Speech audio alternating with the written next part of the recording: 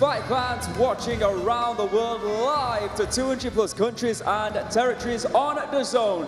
This is RWS Rajadamnern World Series. I am Aaron Surisampan, and joining me as ever is Mr. Joe Comerford. Tonight on RWS, once again, we are bringing to you 7 action-packed Muay Thai bouts, and in our main event, the Rajadamnern World Championship Light Flyweight title will be on the line as Domthong takes on the contender, Laempo. And what better way than to spend your sensational Saturday evening than right here at the home of Muay Thai. Rajadamnern Stadium was established in 1945 and has stood as the world's first Muay Thai stadium with 79 years of history. Rajadamnern Stadium is truly the home and birthplace of the art of 8 limbs, the best form of striking in the world. Of course, now Muay Thai has entered a new era, not only for the sport, but for the stadium as well. With the establishment of RWS Rajadamnern World Series, one of the premier Muay Thai promotions on the face of the planet, RWS Rajadamnern World Series gathers some of the best Muay Thai fighters from all corners of the globe to identify the best strikers on earth. RWS is giving opportunities to elite fighters to compete at the home of Muay Thai, Rajadamnern Stadium. It's also home to the greatest Muay Thai tournament and has brought prestige back to the Rajadamnern Stadium belt. Every week that belt will be defended or fought for right here on RWS. And like I said, tonight is no different with that sensational main event. And we also have a lot of amazing fights. So with that being said, let's have a look at the fight card. In the very first fight of the evening, it's the female minimum weight bout. Pimniyom, making a debut, will be taking on Romaysa Rhouni from Morocco. In our second bout, minimum weight males, Homura Abe from Japan will be taking on 𝐷𝐁𝐉𝐀𝐃 from Thailand. Then to kick off the main card, we have the Mexican machete, Sinue, Juarez, Victorino taking on the Portuguese Punisher, Keven Goncalves. Then moving on, the former the current welterweight champion, Tapaokaew, will be taking on Chinese warrior, Jialong. Bout number 3, what a great fight this is. 2023 tournament champion, Capitan, returns to take on a former Rajadamnern Stadium champion, the Iranian Sajad Sattari. And then in our main event, the Rajadamnern Stadium Light Flyweight World title will be on the line. The challenger, one of the best light flyweights in the world, Laempo, against the current champion, Domthong. Then to finish up this sensational evening, Wattana from Thailand will be taking on Iranian warrior, Saber. Once again, an amazing fight card, an amazing set of fighters. Let's get this thing started. Welcome everybody to Rajadamnern World Series! Ladies and gentlemen, please welcome your Thai warrior, Pimniyom!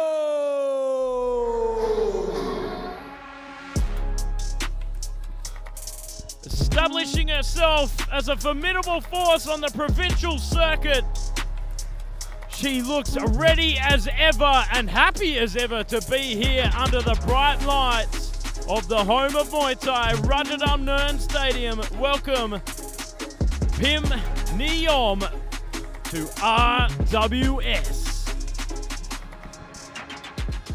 And now, please welcome your Moroccan warrior, Romaysa.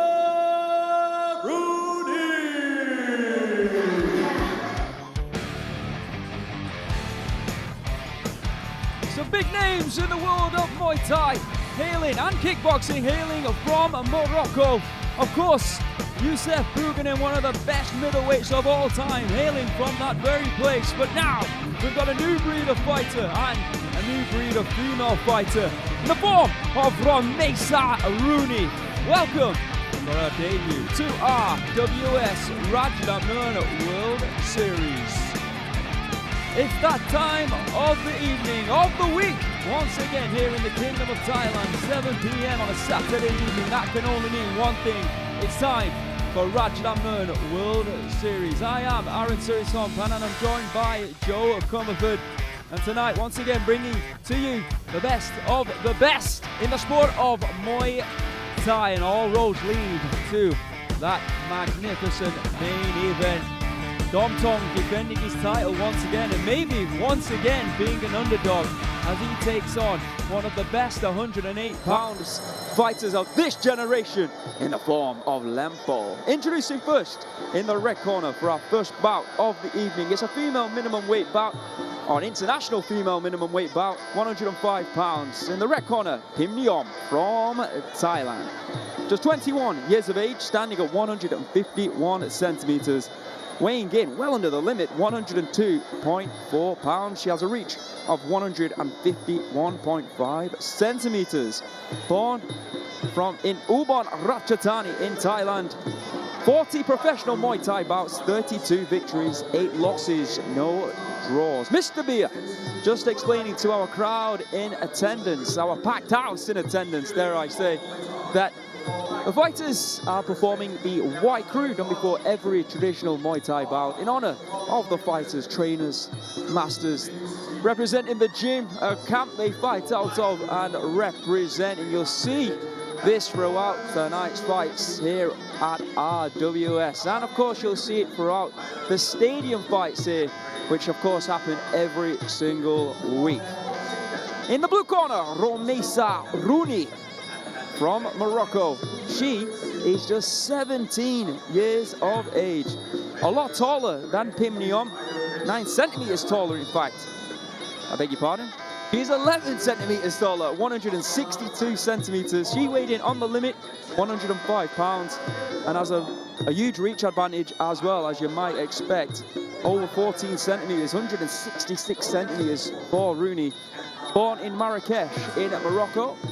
14 professional Muay Thai bouts, 12 victories, 2 losses, no draws. There you can see all roads, like I said, tonight, that main event, that magnificent main event. Domthong, the champion, will be defending his title for the second time in his career against, in my opinion, the biggest challenge to date in the form of Laempo. Let's get things started. But before that, the official introductions from the voice of RWS, the voice of Rajadamnern World Series, Mr. Beer.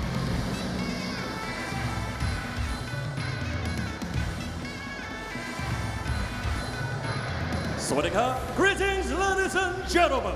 My name is Beer, the voice of Rajadamnern. You're reading ourselves for this exciting evening. And welcome to RWS Rajadamnern World Series. We are live at the world first Muay Thai Stadium. Rajadamnern Stadium, the birthplace of Muay Thai. And watching live to over 200 countries around the world on DAZN.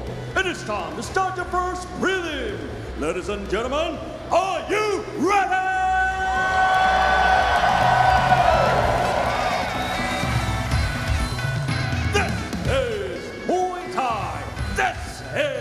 Rajadamnern. Introducing your referee, Mr. Rapin Somlek. And now, introducing first, fighting out of the red corner, 21 years of age, Houston, 151 centimeters tall, and weighing in 102.4 pounds. He holds a record of 32 wins and 8 losses, representing Ubon Ratchathani, Thailand. Let's hear it for Pimniyom!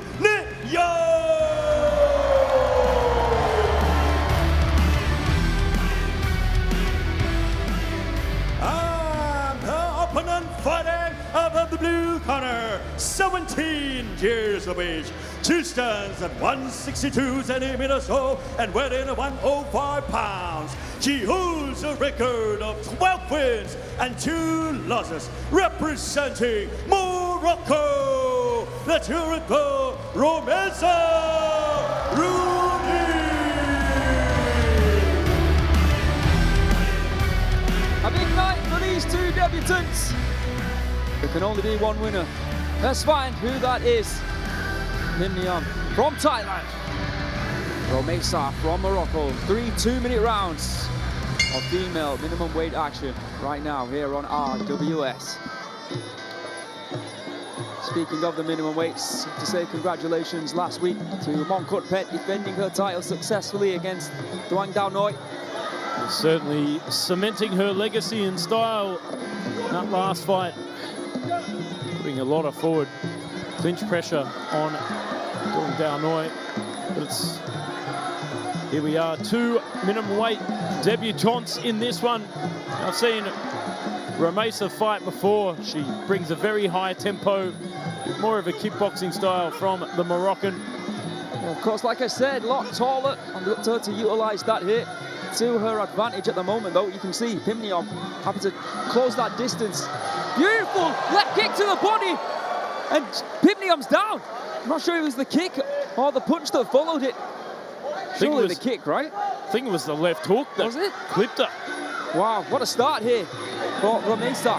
10-8 round as it stands. I'll tell you what, it certainly gives Romaysa a reason to be a lot more confident here. Big right kick there off the back foot. A lot more pressure and volume here from Pimniyom off the get-go after that 8 count. Oh, another ring out right hand! Straight that time, and she's down for a second time. It's a nightmare debut here for Pimniyom. A lot of hype behind this girl. A lot of fans are now watching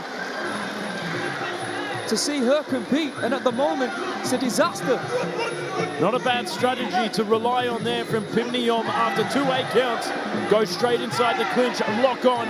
One more knockdown, if she can find it, and it's all over, it is! 3 knockdowns in a round!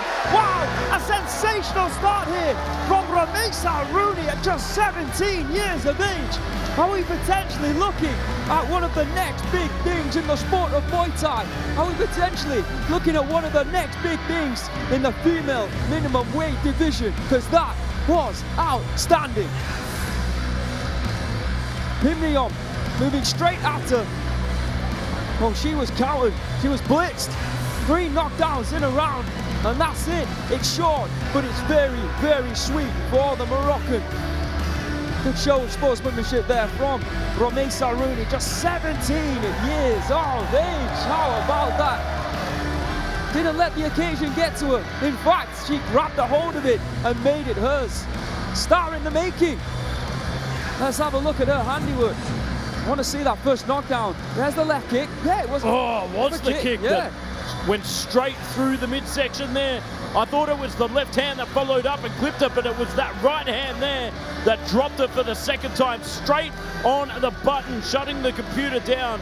But there went to the back to what worked before, the right hand straight through the guard. And the left kick, wasn't it? The initial knockdown was the left kick.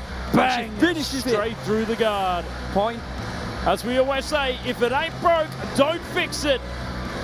And that certainly worked a treat. Oh, look at that. There's the right hand. Immediately, Pimniyom not able to take the power there of the 17-year-old Romaysa Rhouni. Let's see it again for good measure. Oh. What a way to make your debut here at the home of Muay Thai, Aaron. Welcome, the Moroccan menace, to RWS. Ladies and gentlemen, after 1 minute and 44 seconds of the first round, we have a winner by way of knockout blue corner, Rhouni. A star is born as she celebrates with the flag of Morocco. Congratulations to Mo. Ladies and gentlemen, please welcome your Japanese warrior, Homura Abe. Well, the return of the samurai Homura Abe with some of the highest output across 3 divisions in 3-round Muay Thai. I'm excited for the return of this young man. Last time we saw him, he took on Pet Borakot Sitzongpinong in a high action bout over 3 rounds, coming away with the win. Welcome back, Homura Abe, to RWS.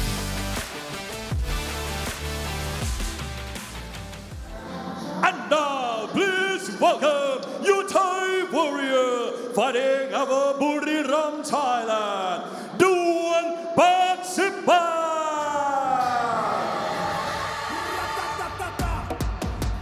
Well, you might be familiar with doing 𝐷𝐀𝐈𝐒 or doing 99. Well, meet the new Duan bed to bed, strutting and strolling his way to the Rajadamnern Stadium ring. This fighter, who is used to the 5-rounders here in Thailand, has impressed and has been asked to come to show what he's made of here tonight on RWS.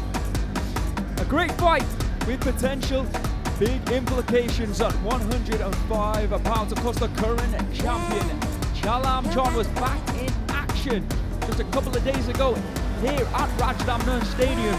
We're hopeful that we can get him and 𝐓𝐇𝐈𝐒 together to see who is the actual champion. Of course, we've got Jialong, the champion, we've got the interim champion in 𝐓𝐇𝐈𝐒, but after that, we want to see who has the potential to be next. And let me tell you, the guy in the red corner by the name of Homura Abe is very, very impressive indeed. Homura Abe from Japan is just 17 years of age, standing at 164 centimeters, weighing in at 105 pounds. He has a reach of 165 centimeters. In our previous bout, plus prelim of the evening, we already saw a very impressive 17-year-old do a lot of damage. Let's not forget, and Homura Abe did a lot of damage, a lot of destruction to 𝐵𝐻 Pimniyom in his previous bout here on RWS. Let's not forget that. From Kanagawa in Japan, he has 13 professional fights, 11 victories, 2 losses. In the blue corner, Duan 𝐵𝐻 or Duan 88 from Thailand, 22 years of age, standing at 153 centimeters. 11 centimeter reach advantage there, oh sorry, a height advantage for Abe. He weighed in at 104.5 pounds. He has a reach of 160 centimeters. So a 5 centimeter reach, I beg your pardon, for Homura Abe.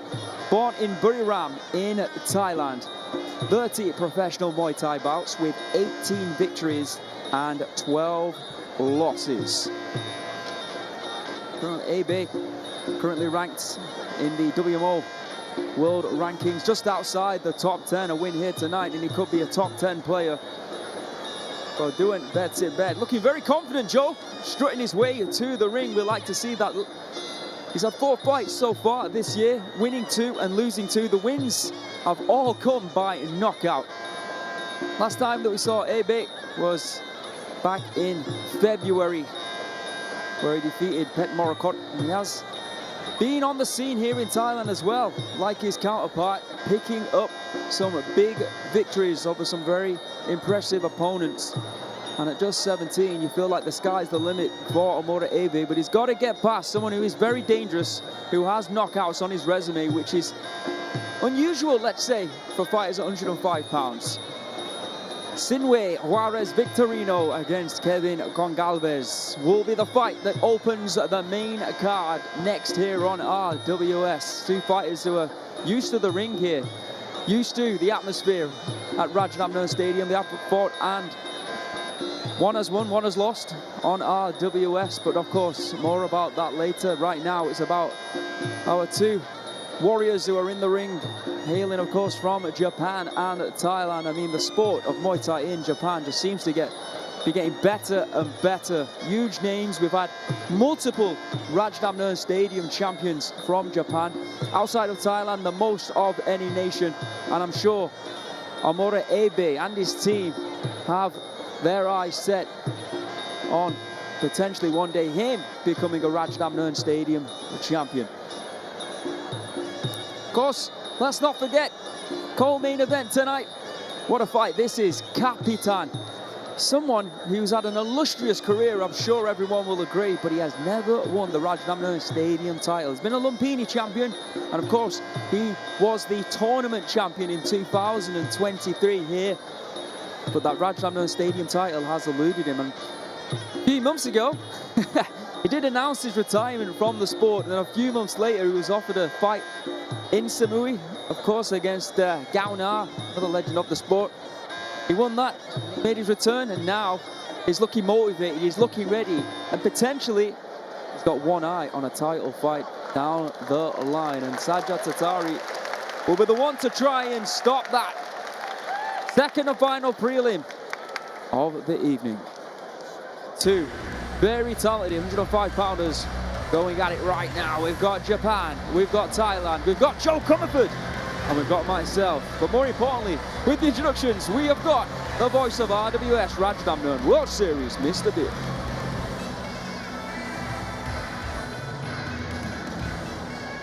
Ladies and gentlemen, this is the second prelims of RWS Rajadamnern World Series. This is Muay Thai. This is Rajadamnern. Introducing your referee, Mr. Pongpat Wongwai.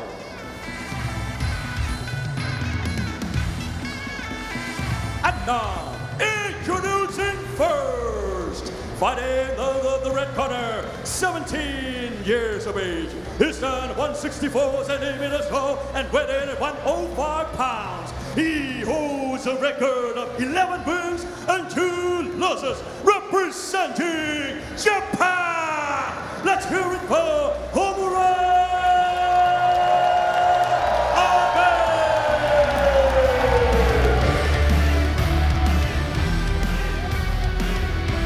Abe. And his opponent fighting out of the blue corner, 22 years of age. He stands 153 centimeters tall and weighing 104.5 pounds. He holds a record of 18 wins and 12 losses, representing Buriram Province, Thailand. Let's hear it for Duan Patsipa.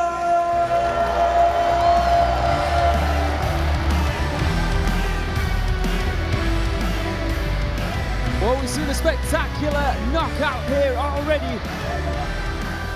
What does this one have in store? Let's find out.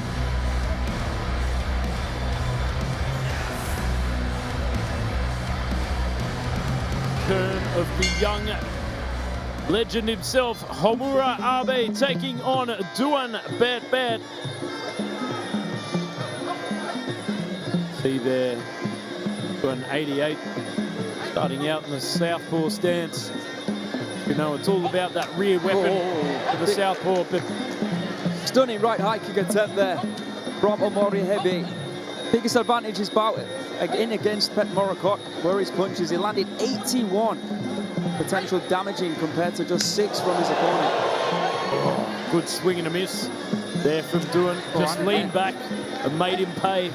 Most accurate strikes for his leg kicks. He landed 12 of 14 attempts that night. Low kick there from Duan that time. Oh, stinging right hand. Straight down the middle. Trying to claim it as a knockdown. I like that. Referees said to Duan, get back up. When we saw the pace of the last fight, yeah, both fighters sitting there ringside probably watching that thinking, wow, what a way to start the card. Let's set the precedent ourselves. I mean, we heard a lot about Pet Morakot in the last fight and how great he was going to be against the Homura Abe. High expectations, but this Japanese warrior, very talented, picked him apart. And he currently holds the #1 rank over all weight classes for most significant strikes in a 3-round bout. As I mentioned before, incredible. High output from this young man. And that is an unbelievable start if you think about how many fights we've had here over the years on RWS. Or at least since Fight Combat, Fight Geek got involved. Oh, beautiful. Nicely timed teep there from Duan. Big swinging kick straight up onto the arms there to try and take out the punching power. Oh, great return there, but also to get the end of the exchange there from Duan. Great range management. He recently changed his name from Workpoint. Duan. Not sure if there's any connection to 𝐷𝐀𝐈𝐒. Just having fun with that name. But there's a right kick. Homura showcasing great fundamentals here. Swing and a miss. Beautiful. As soon as Duan throws a kick, answers back with his own.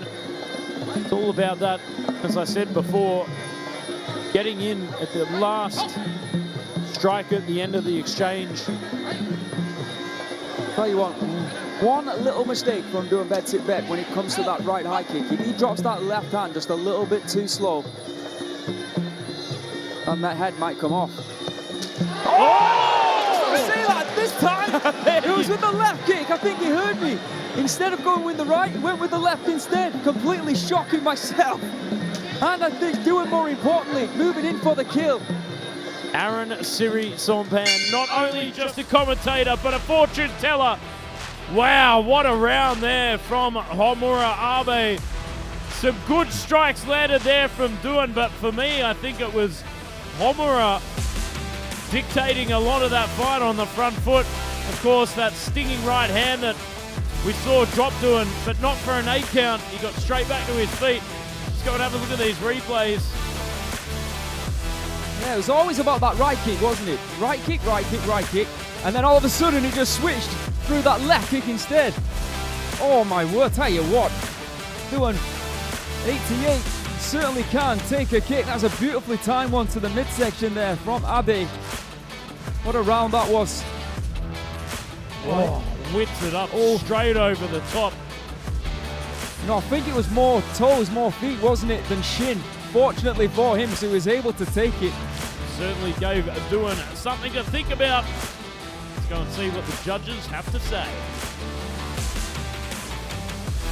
Ladies and gentlemen, in the first round, all 3 judges score red 10, blue 9. Don't let Homura find his rhythm and his range. You've got to take to the fight to fighters like that.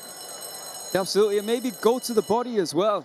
Absolutely. Because of course, Abe a lot taller than him. Let's see what happens here in round number 2, but a great start here from this phenom. Another phenom from Japan. Oh, swinging and digging there from Duan. Looking for that right kick again. Oh, he's digging down deep here, biting down on the mouth. Oh, left high kick. Just glanced off his head once again. Just see how sharp Homura Abe is there with the strikes landed. 9 to Duan's 1 to the head. Only the low kicks in favour there of Duan. And the body shots could be mentioned as well. Oh. Nice high kick once again, but just glancing off of the glove of Duan. You can see when he was trying to take your advice there, Joe, when he was moving forward, trying to close the distance, Abe straight away, teeth there to the body. Oh, he was very accurate with those head kicks. Kicks straight up onto the wrist, try and take out the punching power of the southpaw. Smart strategy here from Abe. Again, closes the distance. This time, gets tripped. Shogun precision here from Abe. He really has got all the potential in the world. Three-piece. Beautiful combination there from the young Abe. Goes to the body. Oh, that hurt him. He knows it. He's moving in for the kill here. Do it, gets kicked. Goes down. Referee counts. I think more of the damage was to the body, to be honest. I think he blocked that kick, but it was just sheer power that knocked him down. And you could see that they hurt. Throwing in straight for the kill. Kick. And another count. As it stands, it's a 10-7 round. One more knockdown and it's all over. And I tell you what, Homura Abe is ready to produce that knockdown. He's got less than a minute to put it all together. A lot of punch combinations here from Homura Abe. Follows up with the left kick. He's a machine, Joe Comerford. Oh, he's a Terminator at this point. Just locked on, ready to deliver the punishment. Oh, here comes Duan. He's swinging back. He's not giving up. Oh, strong right kick there from Homura. Oh, and flies into the action. Elbows attempted, but Duan clicks him back though. Very tit for tat now after those 2 knockdowns. Oh there my goodness. On the back foot here from Homura. 20 seconds of the second round. Looking for that left hook. There's that right kick combination. Right hand. Left high kick. Can he sharpen? He sharpened the weapon and he sliced and diced and found the strike that killed Homura Abe. The rising sun returns here to RWS. Never mind the rising sun. This is the prodigal son of Muay Thai. The Amoranator mulls his opponent over here once again on RWS. A second round stoppage. I am telling you, the sky is the limit from this sensational fighter from Japan. Minimum weight fighters at 105 pounds. You better watch out, because Homura Abe is on the run for you.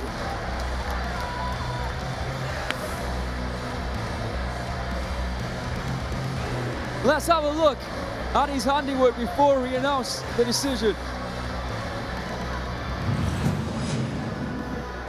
Wow, precise shot selection with those body shots, and then followed up with that big kick to drop Duan to the ground for that first 8 count. Oh, I'm telling you, that was sheer power. And I think, like you said, it was the body shots that started everything off. Even though he was blocking the kicks, that one caught him though. That one through the guard. Let's have a look at it again if we can. Goes in with the left, there the right. It just leant down just a little bit too much. And Abe's shin was awaiting for him there. Amazing. He is special. Wow. How do they just keep producing these fighters, Joe, out of Japan? Unbelievable. Sensational action for our second bout of the evening. Can't wait to see Homura back here once again. Yeah, and who will it be? It's going to have to be someone very high level next time, because he isn't close. He isn't far away, sorry, from, like I said, putting himself in the title picture. Sensational. We'll hand you over to Mr. Beer. Ladies and gentlemen, after 2 minutes and 53 seconds of round 2, we have a winner by way of knockout round.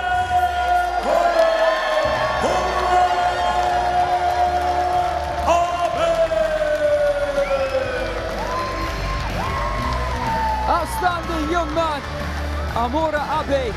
Remember. Ladies and gentlemen, in December this year marks 80 years since Rajadamnern Stadium was built, starting a new era of professional Muay Thai. But Muay Thai has never been just a sport. It is a cultural treasure of Thailand. To celebrate going into the 80th anniversary of Rajadamnern Stadium, tonight we will take you on a journey through the world of the art of 8 limbs. Ladies and gentlemen, it is in my honor to present to you Muay Thai.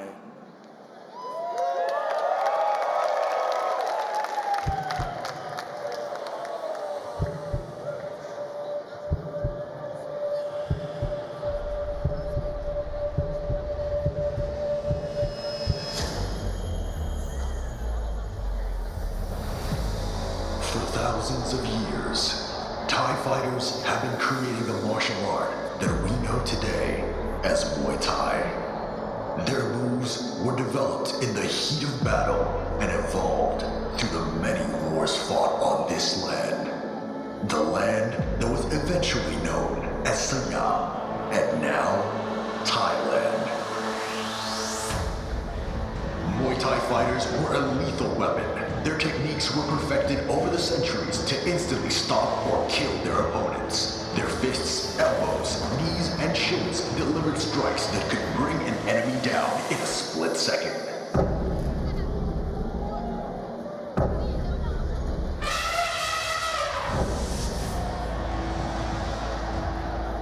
The fighter's skill and knowledge of Muay Thai, the art of 8 limbs, was the deciding factor in many battles. In close combat, their limbs turned into deadly weapons to wreak havoc on the enemy. When the king's elephant entered the battlefield, the best Muay Thai fighters guarded its 4 legs with their lives, protecting the king on the elephant's back. As long as the sovereign lived, Siam would be victorious.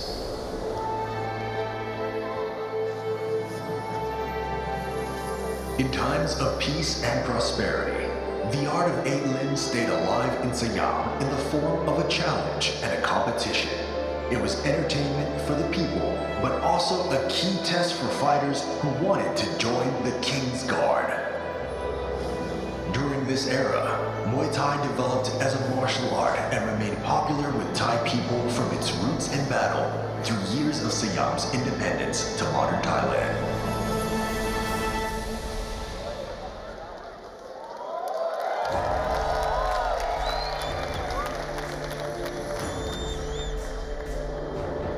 In 1945, in Bangkok, the world's first official Muay Thai stadium was built, starting the global era of Muay Thai as a professional sport. Rajadamnern Stadium became the foundation on which the ancient traditions and a modern structure allowed Muay Thai to explode onto the world stage. It all happened here at Rajadamnern. It was here where the sport's first official governing body was assembled. It was here where the first official competition rules were written. It was here where the world's most prestigious Muay Thai championship title was first awarded. And it was here where the legends of Muay Thai fought for their glory. For over 8 decades of epic battles in this arena, Rajadamnern Championship belt remains the most prestigious and coveted title in Muay Thai worldwide. During this time, Rajadamnern Stadium transformed from an outdoor Muay Thai ring into a world-class sports venue. Muay Thai became a global phenomenon, attracting fighters and viewers from all over the world. Meanwhile, Rajadamnern continued to set the golden standard of authentic Muay Thai for the whole sport, preserving and promoting thousands of years of Muay Thai history and tradition. Like the Thai warriors centuries ago, athletes at Rajadamnern cover their heads with mukot, a sacred headpiece. It brings blessings from their teachers and reinforces their bond and respect. They put on prajit, a handcrafted talisman Thai warriors wore to channel strength and protection from their ancestors. Before each bout, fighters circle the ring bowing their heads at every corner in the ancient ceremony of 𝐌𝐔𝐀𝐘𝐉𝐀𝐿. Through a dance deeply rooted in their own heritage and spirituality, fighters pay tribute to their mentors and the sport of Muay Thai itself. From the first strike and to this day, every fight in this arena is accompanied by Bipad, a traditional Thai orchestra. The music follows the fighters' every move, creating a deep spiritual connection between the fighters and the audience. This is the purest and most authentic way to experience Muay Thai. The only way to experience Muay Thai.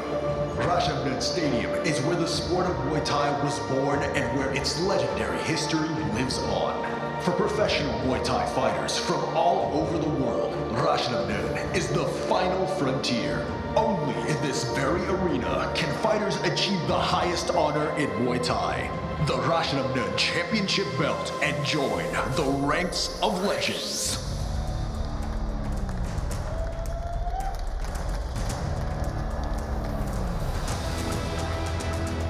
Every fight in this arena is a journey through rich and vibrant history of Thailand, a martial art that was forged in battle, traditions that survived through the centuries, legendary fighters that rose to be crowned champions.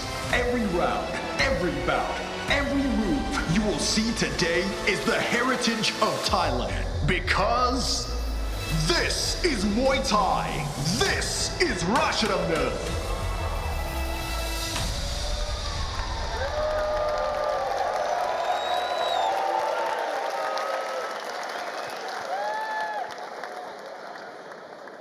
Muay Thai is a cultural treasure of Thailand. It is time to experience the heart and soul of Muay Thai with the amazing sound of Rajadamnern Piklong Orchestra.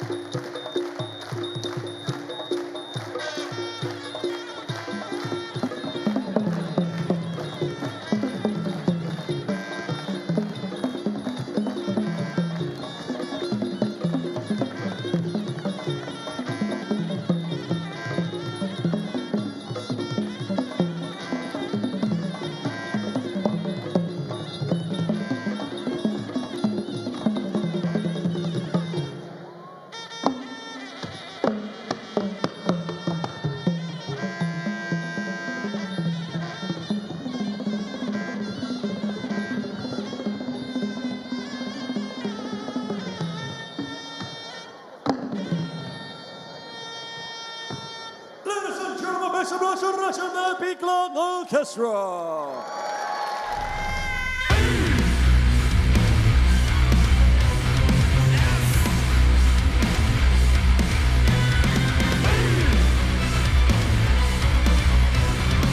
Welcome back to RWS Rajadamnern World Series. Thank you for staying with us. If you're watching around the world live on DAZN, I am Aaron Suri-Sompan. This is still Mr. Joe Comerford. After two explosive prelim fights, we now move into tonight's main card. And of course, in our main event, speaking of explosive, we have got Domthong, the current champion of 108 pounds, taking on what many consider to be the final boss of that weight, Laempo.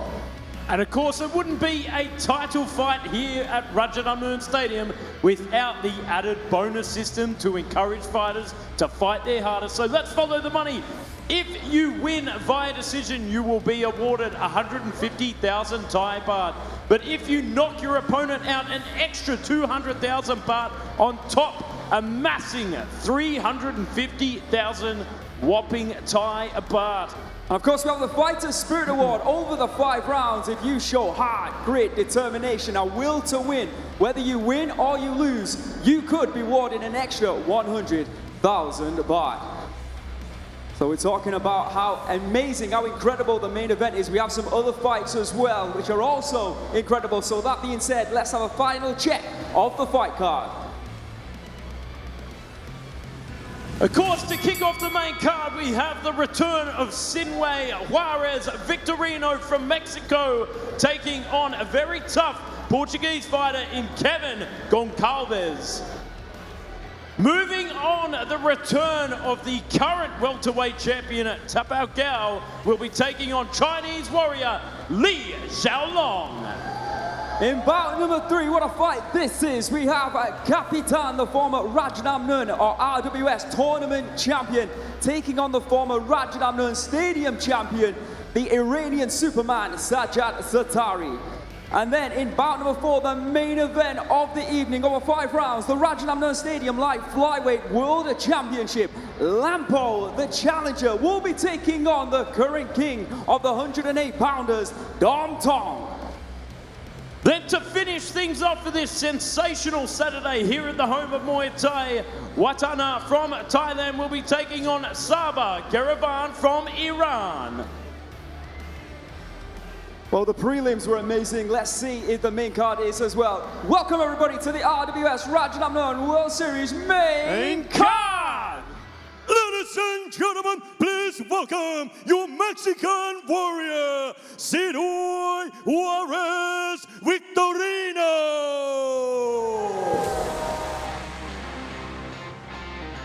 It's been a while since we've seen the Mexican machete back here at Rajadamnern. But I tell you what, he is one tough customer. Sinue Juarez Victorino from Mexico City entering the ring right now. Unfortunately, last time he lost to Zilaleo, looking to gain entry back into the winner's circle here. Welcome back to RWS. And now, please welcome your Portuguese warrior, Keven Goncalves.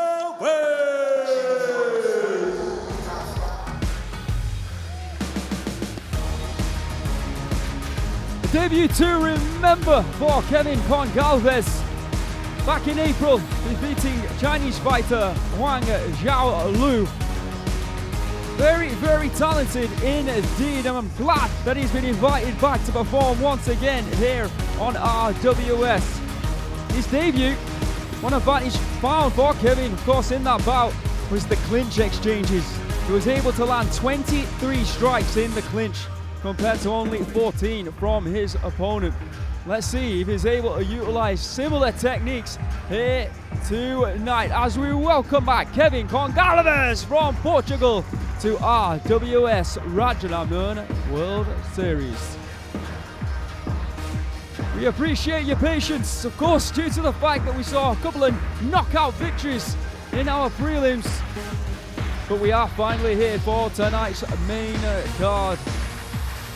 We've got this banger. We've got the return of Capitan, the return of Sajad. Of course, we have got that incredible main event where Domthong will be taking on Laempo, defending his title. Main card action here. First bout of the evening, an international 132-pounder. Sinue, Juarez, Victorino from Mexico, 25 years of age, standing at 172 centimeters, weighing in at 131.7 pounds. He has a reach of 160 centimeters. Born in Mexico City in Mexico, 21 professional Muay Thai bouts, 14 victories, 6 losses, 1 draw. Training out of Silk Muay Thai, WKC Muay Thai Mexican champion, WBC Muay Thai Mexican champion. Unfortunately though, 0-1 here in this promotion, looking to get his first victory here tonight. In the blue corner, Keven Goncalves from Portugal, 34 years of age, so 9 years the elder of Victorino. 2 centimeters shorter at 170 centimeters, weighed in at 131.8 pounds.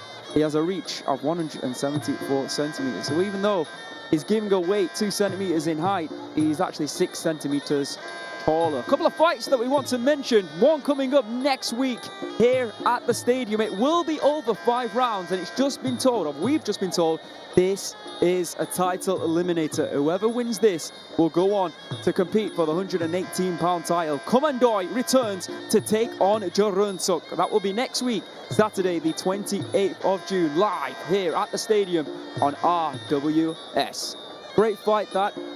Of course, it's just been announced. Maybe I should wait until later, but I think it was announced on social media that 𝐓𝐇𝐈𝐒 will be in action as well at the beginning of July. So, of course, the implications for that fight will mean they will get to fight the winner of that bout that will take place. Taking on the sniper, Jomod, hero of mine. So looking forward to that. 2 very, very accomplished fighters. The veteran takes on the young gun, but 𝐓𝐇𝐈𝐒, I mean, as I've said before, is probably one of the greatest of a generation at the moment. I think many would argue that Jomod was the one of the GOATs, or the pound-for-pound best of the previous generation just a few years ago. So it is a case of the new meeting the old. And Jomod, you know, last time that we saw him, of course, here on RWS, it was a little bit of a controversial victory, but he got the win. He's fresh, he's ready.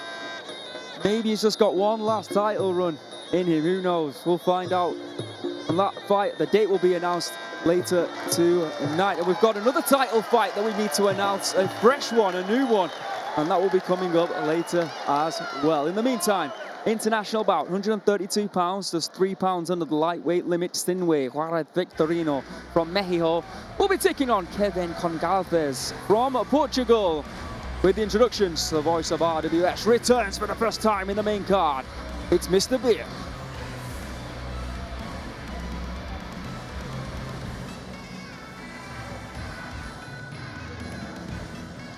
Swaddy up, ladies and gentlemen, welcome back to RWS Rajadamnern World Series. My name is Beer, the voice of Rajadamnern, your ring announcer, and now we are entering the main card.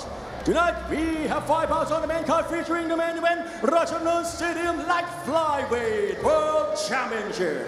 And now it's time to start the first main card. This is Muay Thai. This is Rajadamnern. Introducing your referee, Mr. Jialong Sirarasakun. And now, introducing first, fighting out of the red corner, 25 years of age, he stands 172 centimeters tall and weighed in 131.7 pounds. He holds a record of 14 wins, 6 losses, and 1 draw. He is the WKC Muay Thai Mexico champion and WBC Muay Thai Mexico champion, representing Mexico. Let's hear it for Sinue, Victorino.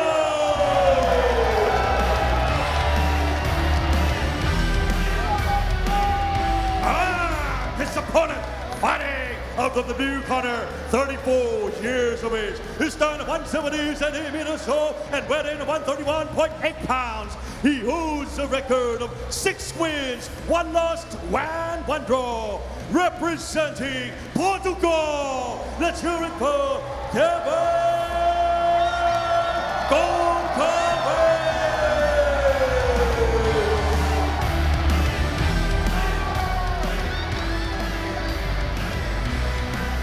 All right, let's get this main card underway. It's Mexico versus Portugal. No, it's not soccer, it's Muay Thai. And it's right now on RWS. So it'll be an interesting one, this one. Last time we saw Keven here, he had a lot of success inside the clinch against Guangzhou. He hasn't employed right yet. I mean, it's only been 15 seconds. However, it seems that Sinue is going back to the old tactic of his leg kicks. Last time he had about 48 leg kicks landed. Yes, almost a 69% significant leg kick strikes for Sinue. You can see him trying to go back there to Keven. Oh, nice right hand there from Keven. Oh, beautiful left kick to follow up there. Great timing there from Keven. Sinue going back to what he knows, those right kicks. It's a tough ask for him to compete against 𝐌𝐔𝐀𝐘𝐈. What a fighter he is. Made a good go of it. See, the leg kicks, if you go back and watch that fight, what a big part of his arsenal. And it looks like he's trying to do that here tonight already. Inside kick there. Sinue is certainly a tough customer, that's for sure. Oh, big whipping left kick there off the front from Sinue. Certainly trying to set his own rhythm here. Oh, some nice hand combinations from these two as well. Very tit for tat, both trying to mirror each other. Side the clinch, testing it out now. We'll see if Keven can employ his success from his last fight. Side the clinch. Yeah, which is interesting because you know Keven, he likes the fact that he can grab a hold of his opponent, clinch. Whereas Sinue, he fought almost exclusively from distance in his last fight. He had a high output of strikes, but his accuracy is a little bit low. But like I said, best weapon, of course, were the low kicks. Fighting for position now inside the clinch. Oh, nice right knee there from Sinue. Yeah, we assume when they get into that clinch that Keven would have the advantage. But Sinue, not too bad there. Certainly a lot of swimming with the arm position. Yeah. Oh, that's a good right hand after a beautiful right kick to the body there from Keven. Oh, nice left kick once again. You know what he does? He tries to anticipate that left jab and then throws up the left kick straight away, straight up onto the right hand of Sinue. Yeah, these kicks are starting to get through here from Sinue, these low kicks. Starting to off-balance Keven. You can see trying to capitalize on the lead leg of Keven there. Oh, nice right hand once again there from Sinue. Very active round between these two. Solid right kick straight up onto the arms there from Keven. Oh. Close round, Joe. End of round one. Well, I'll tell you what, nothing but bad intentions from those two. Right to the bell. Left hook from Keven to end that fight, and then a left jab from Sinue.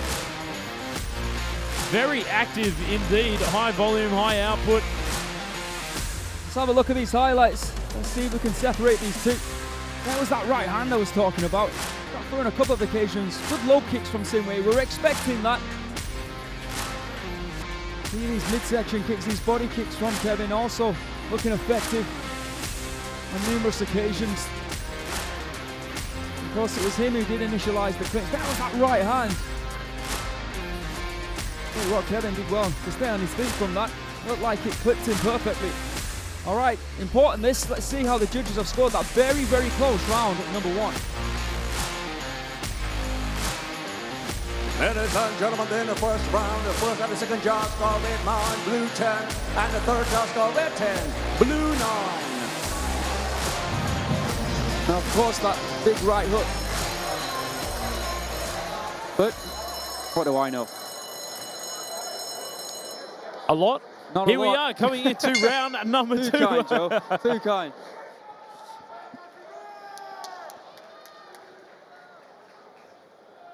All right, Sinue down. Oh, he's going straight to that leg again. And again, this time to the body. It looks like right hand, he likes the body, sorry, the leg kick. Oh, big elbow there on the way out of that clinch, it looked like. You see the strikes landed. 50 for Sinue as opposed to 31 for Keven. Hey, maybe I was right. Oh, big leg kick in return there from Keven. Certainly folding that front leg of Sinue. Oh, mirroring each other again. Kick for kick. Starting to block a little bit more here from Sinue. Locked up inside the clinch. Nice job there from Sinue. Good arm fighting here from both gentlemen. Really making it hard for each other to find the right position, to create room to throw a knee strike. Here we are back on the outside. Kick through the body there from Sinue. He seems happy to fight off the back foot here. And there's that right hook. He's carrying beautifully. Left hook that time. Now he's applying some pressure, looking for an elbow. Great round so far, in my opinion, for Sinue. Oh, outside leg kick there from Keven. Whips in the right kick once again. Oh, nice positioning there from Keven on the outside. Really good knee that time. Looking strong in the clinch. We know that. We've seen that in his previous fight. Just finds it a little bit hard to find the right positioning to create space for a big knee. Sinue doing a great job of creating defense inside the clinch. Oh, another big elbow there, off the back foot from Sinue. Keven moves forward, trying to drive back into that clinch position, it seems. And here it's all about this swimming for the arms, the arm positioning, both making it extremely hard for each other. Big right hand once again there. Low inside kick from Keven. Oh, just misses the chance to take him out with that right hand. Great head movement there from Keven. Got him backed against the ropes. Putting back to the low kicks now. It seems Sinue to try and end the round, perhaps. Oh, and a good kick to the body as well. Oh, flying knee to the midsection there. Explosive action there from the Mexican. Jumping straight into the knee. Oh, great body shot as well there from Sinue. And there you said it, returns to the leg kick. Seems like it's the tactic. Oh, big right hand and then a left to end the round. Great round of action we just witnessed once again here on RWS. You know, Sinue in his corner, they look more than happy with how their performed in that second round. All smiles in the corner. Let's have a look at these highlights. Pumping the jab to start the round. Look at that, right hand, rocking the head back. Oh, Mexico. I love that. That firing off of the flying knees straight into the action to end strongly at the end of the round. I think it was looking a lot better there for Sinue. What did you think? No, I agree completely. I think round one was close. We said that, even though I thought Sinue might have just edged it. I think round number 2 was a clear Sinue win. Let's see if the judges agree. Ladies and gentlemen, in round 2, all 3 judges scored 10 blue 9. While the total score, the first and the second judge scored 19 to 19 even. And the third judge scored red 20, blue 18. To the arm and then try and fire it a little bit higher up onto the jaw when that hand starts to drop. Potentially as well, there's always the clinch, which he seems to favour. But he's got to show a lot more than he did in round number 2, that's for certain. All right, here we go, third and final round. Oh, tries to slap that lead hand down to fire off that right. Oh, big combinations there from Sinue. The amount of where did that come from? The spinner to win it. All the way from Mexico City. Good right low kick once again there from Sinue. And the left kick. See the strike methods landed. 33 upstairs for Sinue to Keven's 11. 13 to the body and 6 to the leg. Everything, all the stats in favor of Sinue there. Looking for an elbow once again. Elbow strikes, which he definitely did find in round number 2. Fighting for position, gets peeled apart by the referee on the outside where it's most active between these two gentlemen. Stinging leg kick there from Sinue and breaks up the rhythm with that lead stiff jab straight up onto the chin. Kevin's doing a little bit of a better job here in round number 3. So there's a lot of activity. Oh! Hang on a minute. Might be making you eat your words there. That leg surely compromised. Looked like it buckled and he's going straight back after it. And he's certainly capitalizing on it.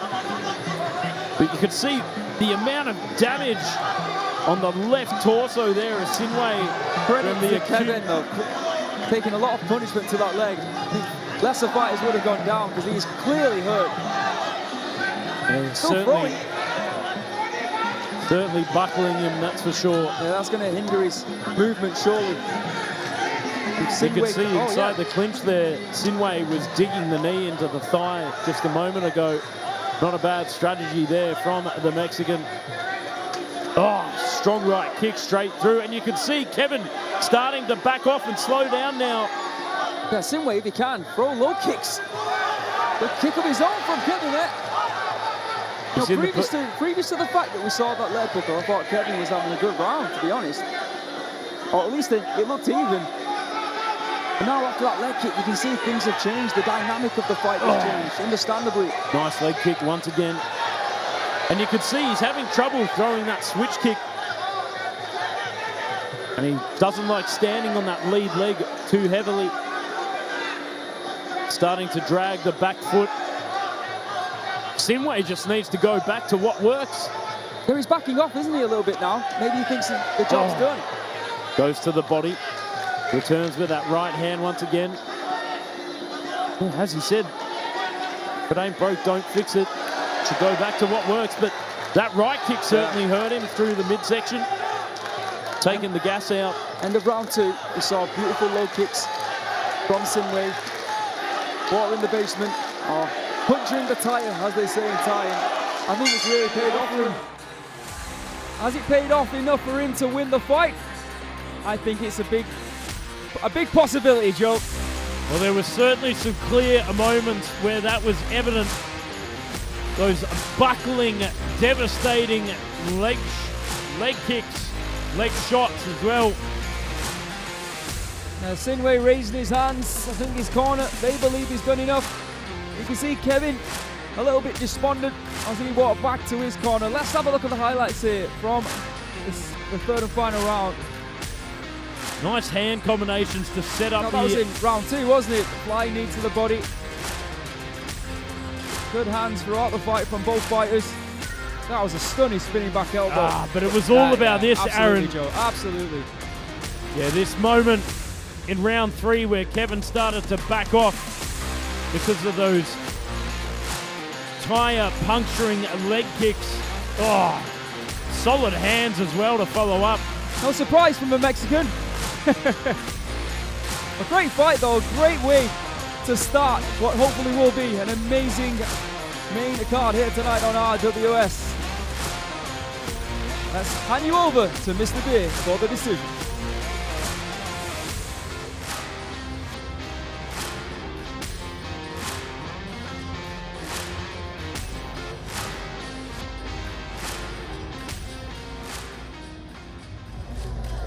Ladies and gentlemen, after 3 rounds of Muay Thai action, we go to the judges' scorecard. The first judge scored is about 29-28. The second judge scored 29-28. And the third judge scored 30-27. Declaring your winner by way of unanimous decision.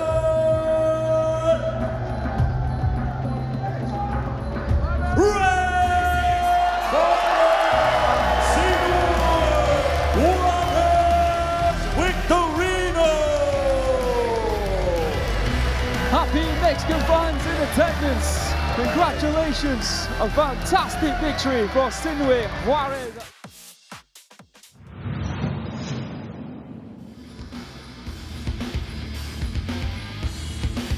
Ladies and gentlemen, please welcome the current Rajadamnern Stadium welterweight world champion, representing Pathalung Province, Thailand, the Bull, Tapaokaew. And everybody screams, the champ is here, the champ is here. Welcome to the welterweight king, Tapaokaew. 6-1 here on RWS. He's only lost to Hercules a while ago, but here he is, the Rajadamnern Stadium welterweight legend, Tapaokaew. And now, please welcome your Chinese warrior, Jialong.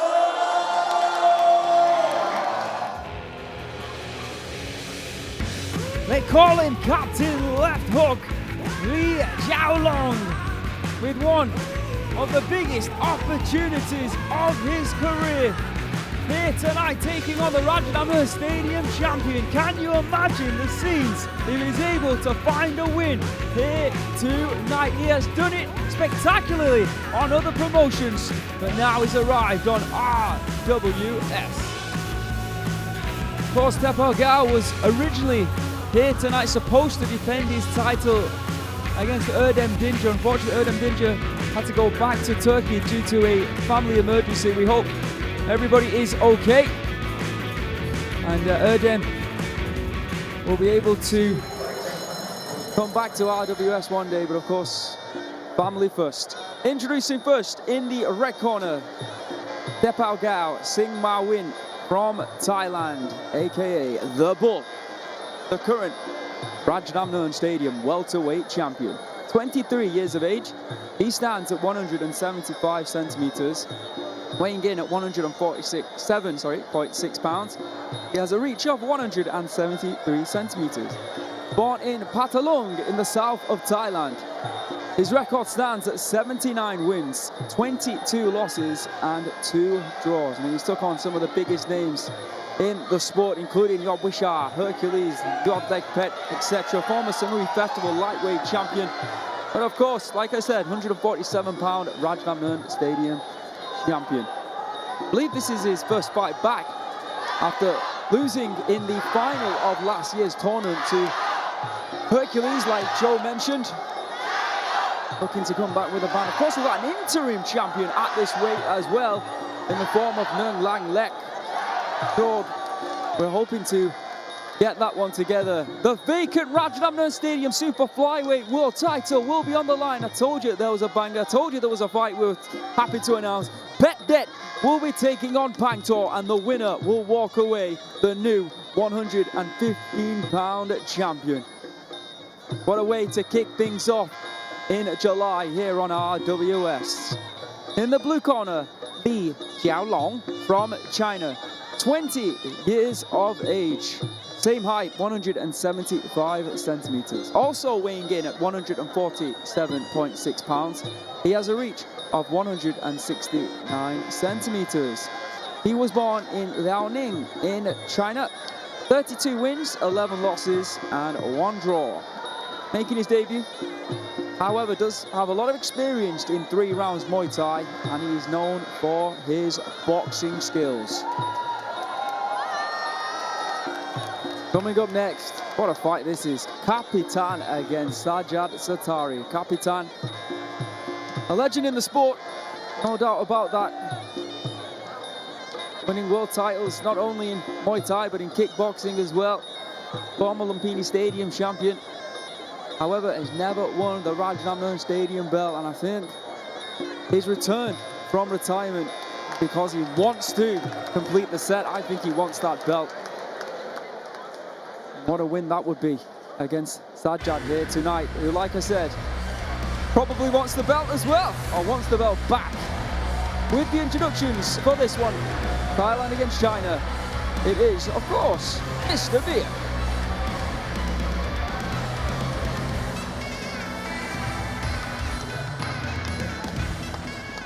and gentlemen, this is the second main card of our WS Rajadamnern World Series. This is Muay Thai. This is Rajadamnern. Introducing your referee, Mr. Kurisanat Bunya. And now, introducing first, fighting the red corner, 23 years of age. He's done 175 centimeters tall and weighing 147.6 pounds. He holds a record of 79 wins, 22 losses, and 2 draws. He's a former Sinue Festival lightweight champion and the current Rajadamnern Stadium welterweight world champion, representing Pattalum, Thailand. Let's hear it for the Bull, Tapaokaew!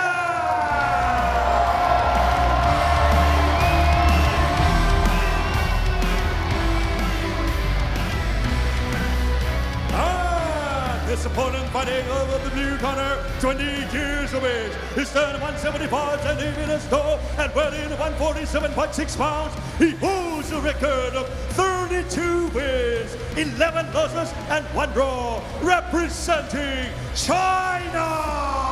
Let's hear it for Jialong.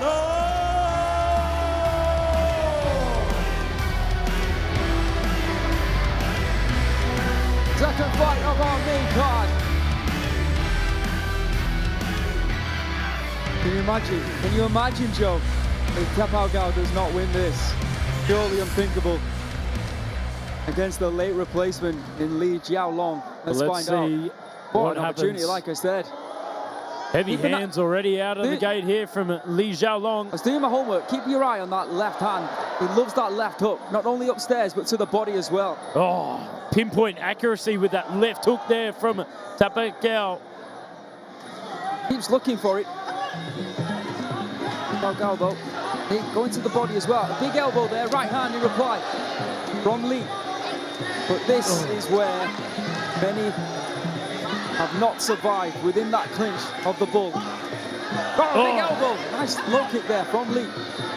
Massive leg kick there from Lee. Follow up with the big right kick. Tapaokaew locked on.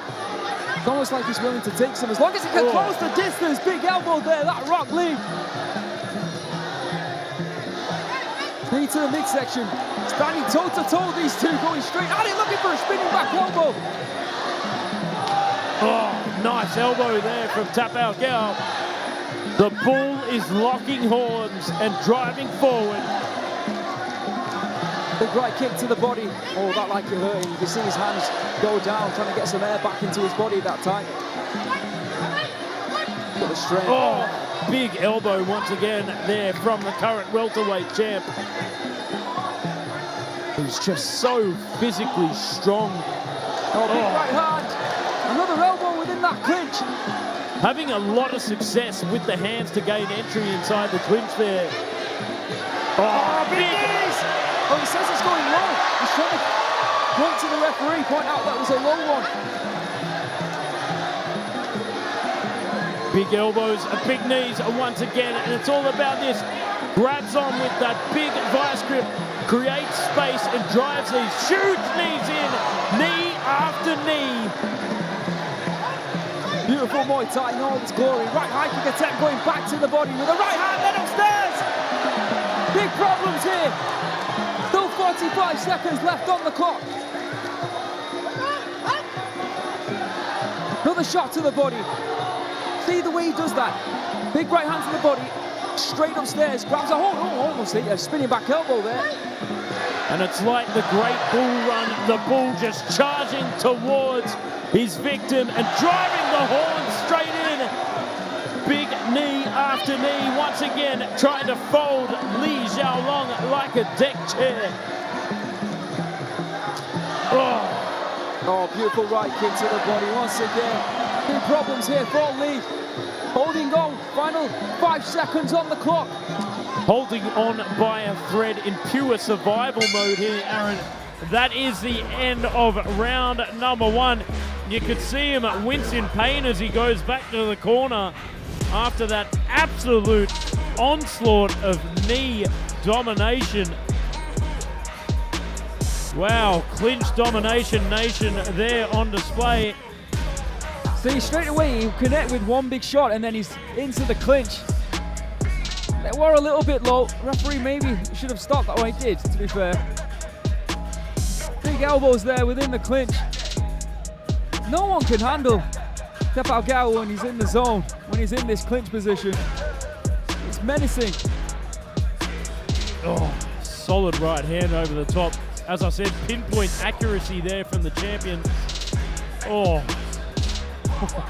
Tell you what though, Lee is tough and he's got heart, but surely a round one that belongs to Tapaokaew.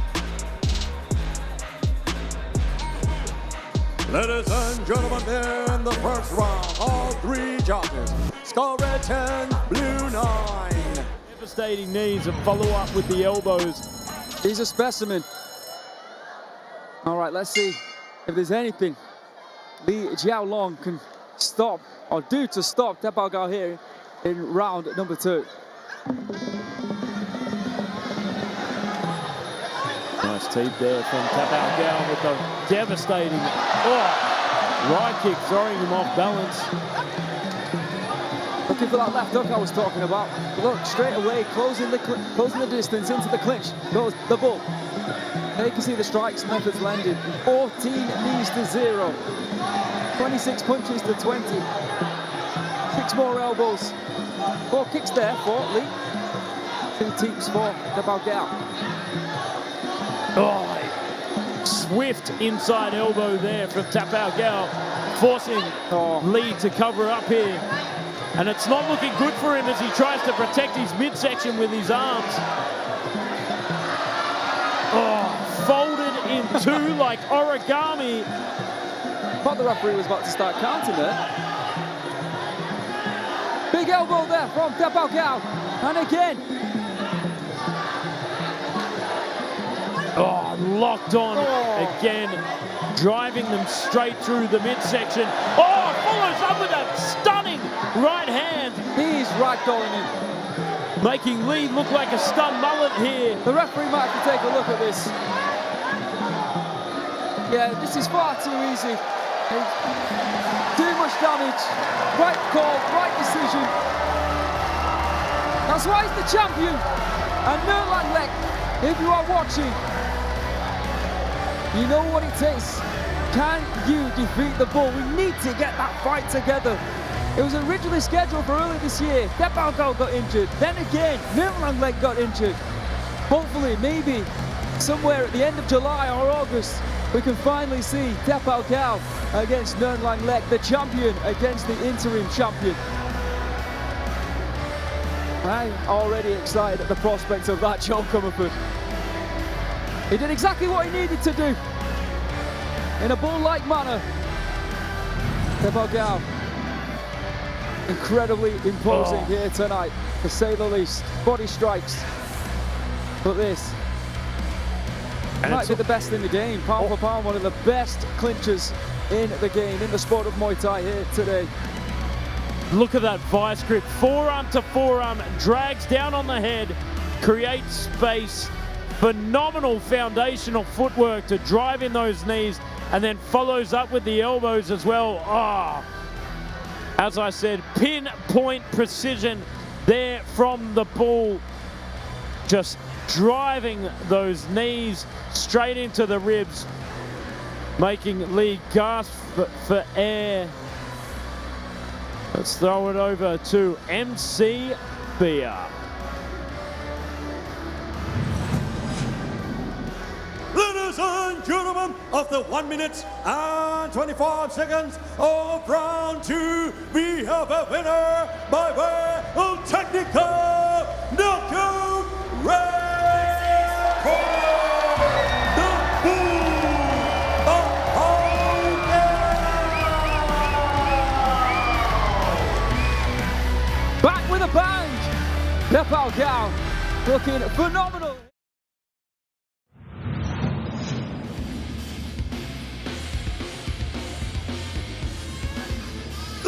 Ladies and gentlemen, introducing RWS 2023 Super Lightweight World Champion, representing Laempo, Thailand.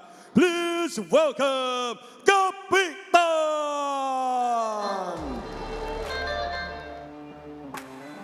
Here he is, Capitan Pimniyom Academy, formerly known as DAZN Udon, jumping over the ring, 8-2 here on RWS. The former RWS Super Lightweight Champion. Welcome back to RWS. And now, introducing the former Rajadamnern Stadium Welterweight World Champion, representing Iran. Please welcome Sajad Superman Sattari.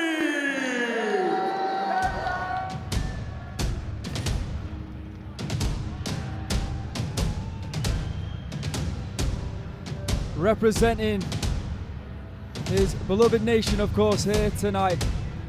Very subdued entrance, which is very unlike him, understandably so, for Sajad Sattari, former Rajadamnern Stadium champion. Looking in phenomenal shape, 𝐓𝐇𝐈𝐒. Lots of experience here on RWS. And he's going to have to put all that experience to good use here tonight, taking on a legend of the sport in Capitan. Welcome back to RWS, Sajad Sattari.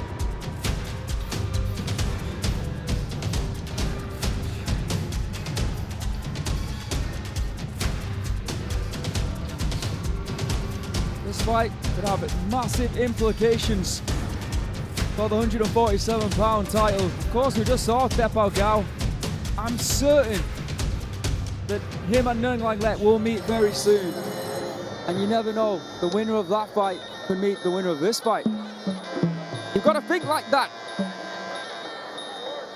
if you're one of these two. In the red corner, Capitan from Thailand, 32 years of age, standing at 172 centimeters, weighing in at 148 pounds. He has a reach of 173 centimeters. Born in Laempo in Thailand. 76 victories, 28 losses, and 1 draw in his incredible career.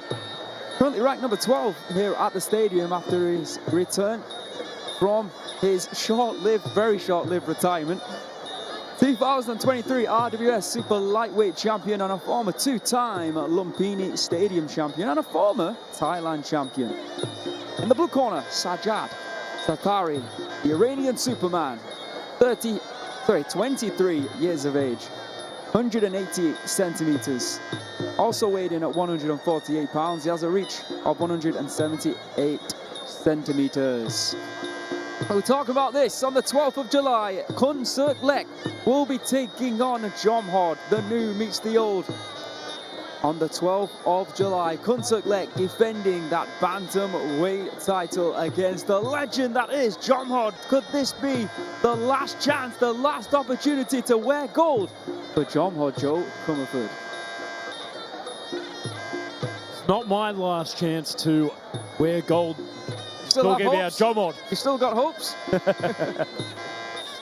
So Sajad from Karaj in Iran, 42 victories, 19 losses, and 1 draw. Currently ranked 15 in the rankings. 𝐓𝐇𝐈𝐒 Youth World Championship gold medalist and a former WBC Muay Thai welterweight world champion and a former Rajadamnern Stadium welterweight world champion. Pretty incredible that these two are ranked outside the top 10. Shows the amount of talent that we've got here at welterweight.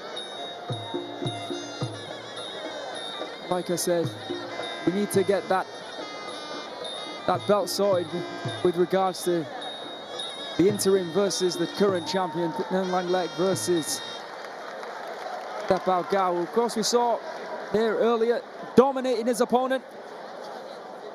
Now it's time for this one. Sajad, I've got to say, looks in maybe the best shape that we've seen him in a long time. Capitan though, the experience that he has. Headies are out there. All right, let's get this one underway. Before that, the introductions from Mr. Beer.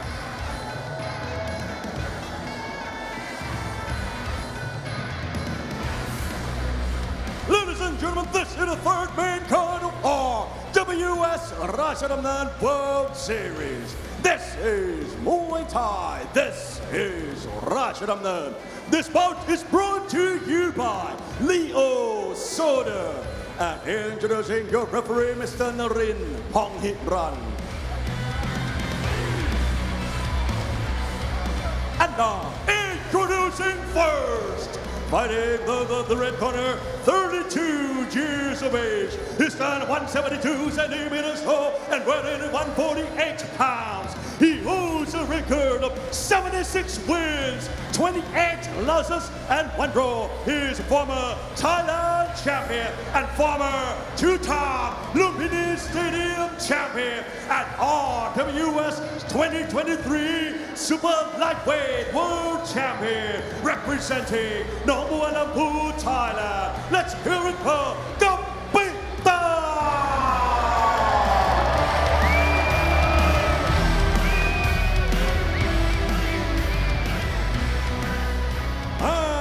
Introducing his opponent, fighting the new corner, 23 years of age. He stands 180 centimeters tall and weighing 148 pounds. He holds a record of 42 wins, 19 losses, and 1 draw. He is 𝐓𝐇𝐈𝐒 Youth World Championship gold medalist and former WBC Muay Thai welterweight champion and former Rajadamnern Stadium welterweight world champion, representing Iran. Let's hear it for Sajad Superman Sattari.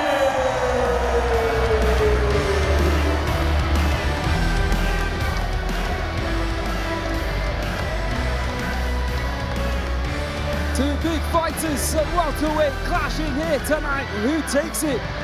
Who moves on? Who has a potential claim at a next title fight? Let's find out. Big size difference here in this one. Of course, Sajad working on his strength and conditioning a lot lately. Certainly put on a bit of size. Nice cross block there and left kick there from Sajad. Does look good. Strong low kick as well to follow up. Capitan, very accomplished. Sport of Muay Thai and boxing as well. Sajad looking fast there with that left kick to the body. And again, wow. He's looking in great shape. Almost caught him with a right hand that time, did Sajad. Great start here from the former Rajadamnern Stadium champion, the first Iranian ever to win the Rajadamnern Stadium belt. Good dump there from Sajad. He's certainly looking very strong and focused here. Really is, honestly. What a start this is. Different Sajad to the last couple of performances. Certainly coming into this fight with a lot more fire, a lot more focus. Nice right hand to the body there from Capitan. Throwing that left kick, making it look very easy.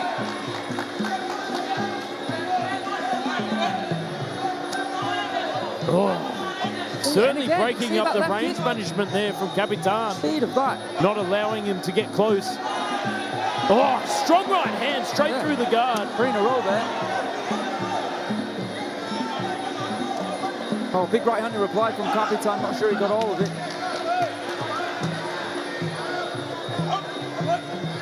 2 minutes down here. That left kick, I'll tell you what, starting to cause some issues here for Capitan. Oh, nice knee under the thigh there. Bit of Muay Baran there from Sajad. He likes that. Oh, big right high kick. He certainly likes the Muay Muay Thai techniques, some of the classic techniques that we don't often see. Nice backing away. Oh, great head kick straight up the top. Beautiful movement there from Sajad. And again, left kick for days. Oh, and a big elbow. tomahawk elbow over the and top again. as well. And again. He's looking very sharp, very accurate here. Capitan at the moment is struggling just to figure him out. Great rhythm, great ring control here from Sajad. A little bit of a catch there from Capitan. Left kick to the body, It was tender round. the tail of the left kick, wasn't it? Left kick all day. That's what we like to see. Nice work there from Sajad Sattari, the former welterweight champion. Let's have a look at the highlights. That left kick, sensational from Sajad. A nice right hand to the body, followed it up with a beautiful right high kick. And those elbows, spectacular.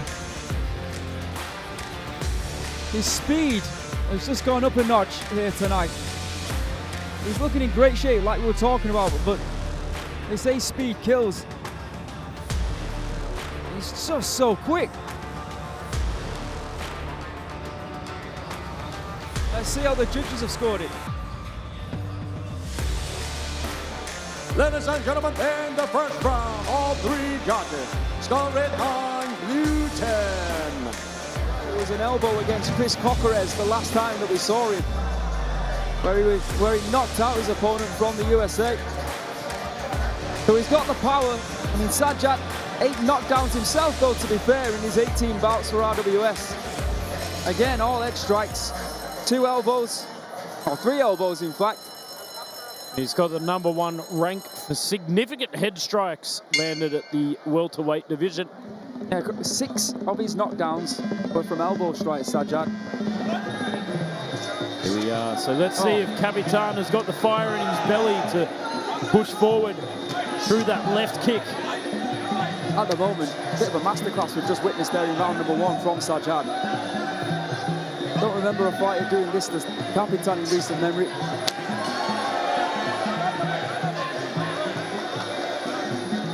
You can see Capitan starting to push forward a lot more, try and work out the range.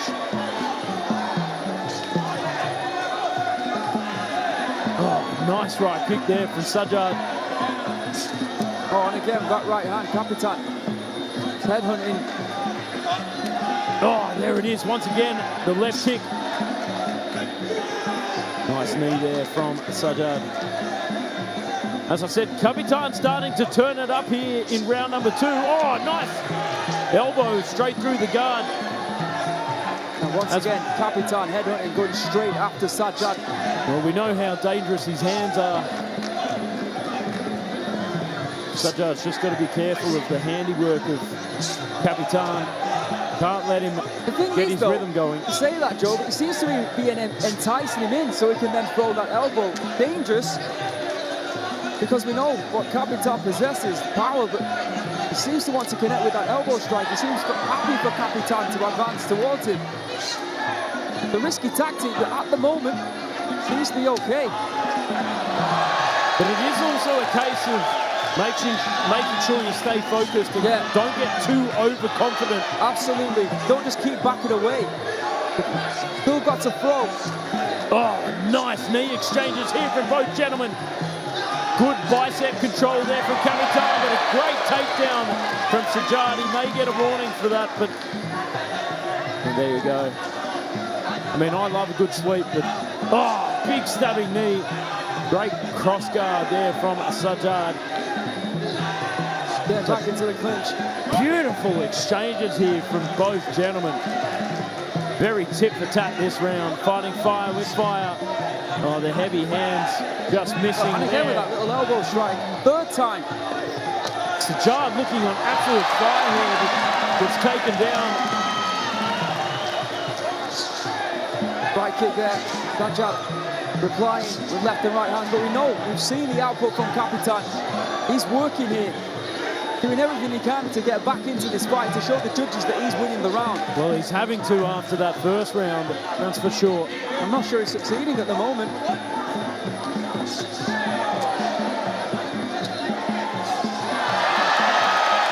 Moves up, Sajad, doesn't he?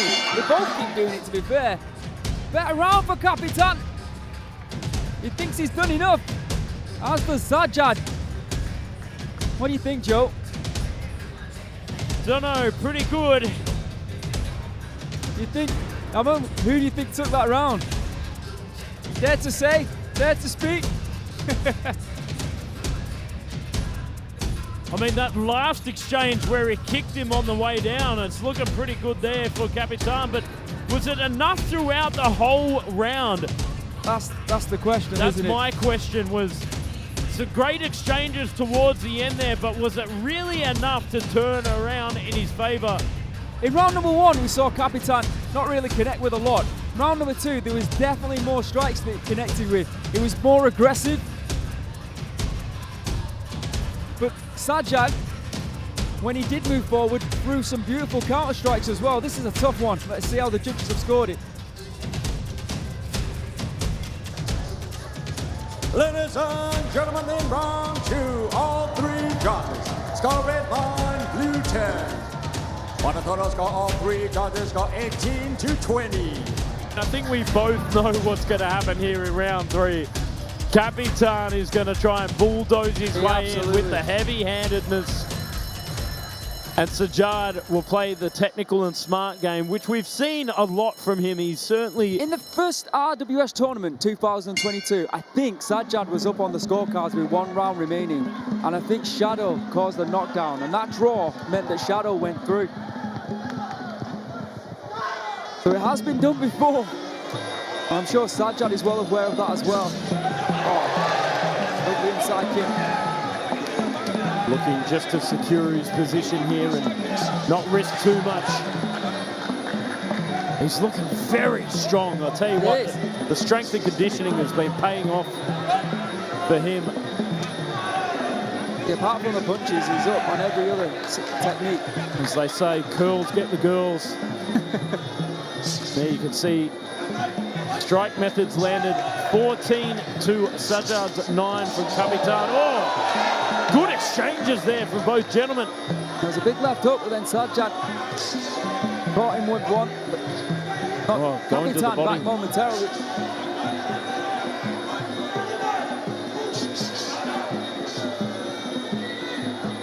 Head movement there from Sajad, and again, Capitan chasing shadows, a little bit like he was doing in round number 1, to be fair. That left kick blocked there from Capitan. What a great fight this has been. Oh, this will be a big win for Sajad, Joe. To have a win over Capitan on your record would be an incredible feat. And he's won the Rajadamnern Stadium title, of course, that's massive. But this will be very special for him. And I'm sure it will be for Iran as well.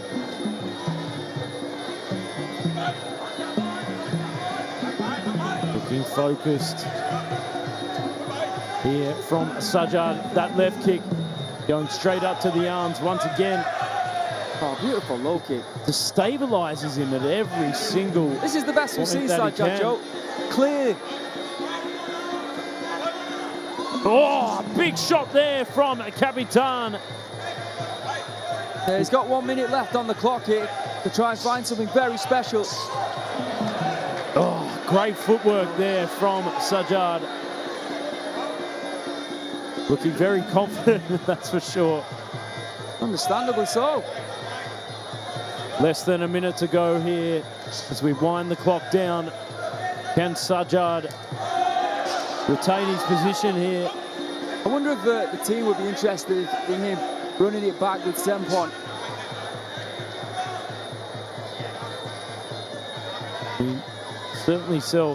Certainly bringing himself up on the rankings here after this performance. 100%.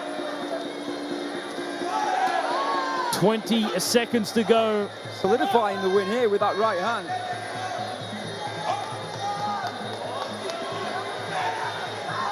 Don't remember a time, a recent memory, where Capitan has been outthought like this, outworked, outmaneuvered. This was special. It made that look easy against Capitan. That's not a sentence you hear often. Wow, and that's the Sajad we want to see. What a performance. from that young man right there. The former welterweight Rajadamnern Stadium champion, looking in impeccable shape, impeccable focus. Let's have a look at these highlights. Capitan unable to find him with those big hands. Nothing really troubled Sajad throughout that fight, to be honest. Even when you thought Capitan might find a way through, Sajad, like that, was able to find some big counter strikes. And that continued throughout the rounds, throughout the fight. Like I said, this is the best we've seen of Sajad, without a doubt. We'll hand you over now to Mr. Beer, and then we'll move on to our main event of the evening here on RWS.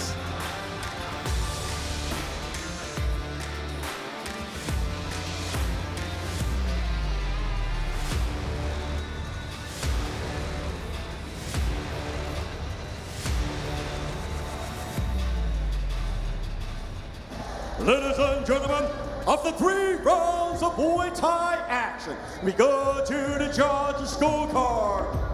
All 3 judges scored is from 30 to 27. Declaring your winner by way of unanimous decision. Blue corner, Superman Sattari. Is the Iranian Superman now flying?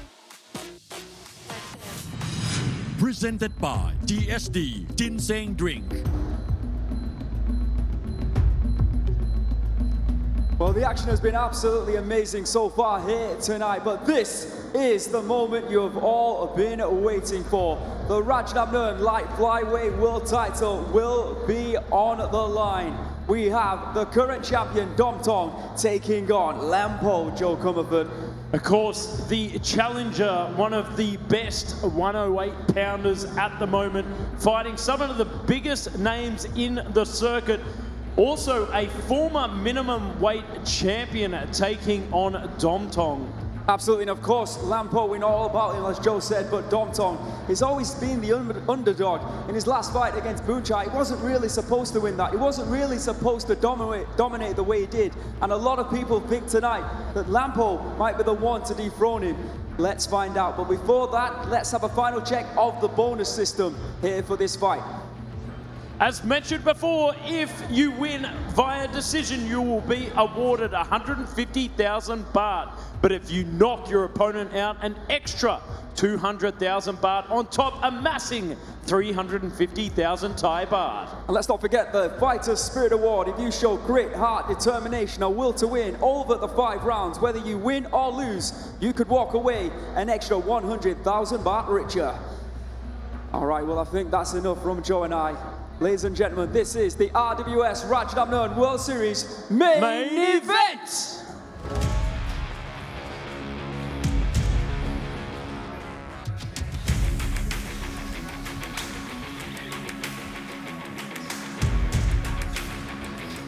Here comes the challenger. Here comes one of the biggest challenges for the champion that he has ever faced. This man, a former Rajadamnern Stadium champion, yes, and a multiple promotion champion at 108 pounds. Many think he is the final boss at this weight. Can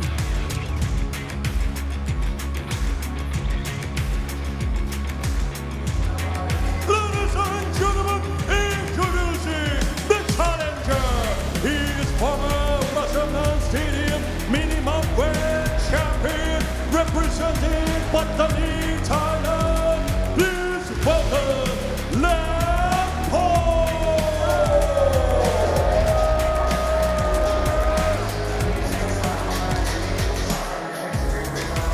Can he take a second title back home with him here tonight? It's always been his dream. Let's find out. Welcome Laempo to RWS.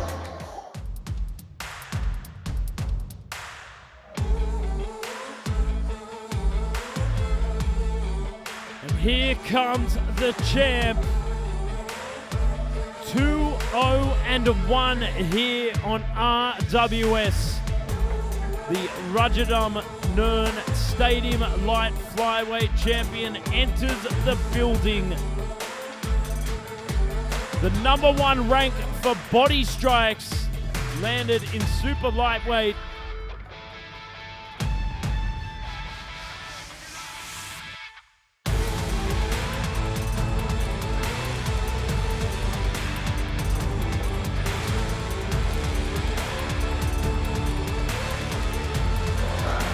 Ladies and gentlemen, introducing the current Rajadamnern Stadium light flyweight world champion, representing Sattari, Thailand. Please welcome Domthong.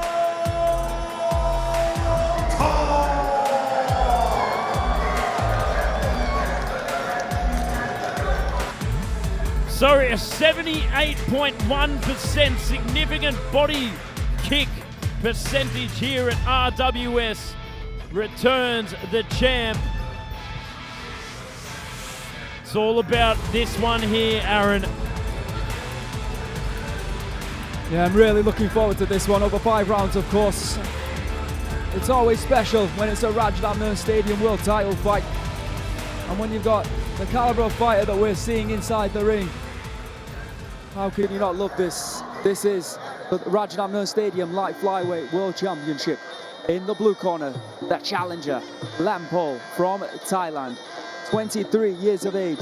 He stands at 165 centimeters, weighing in at 108 pounds.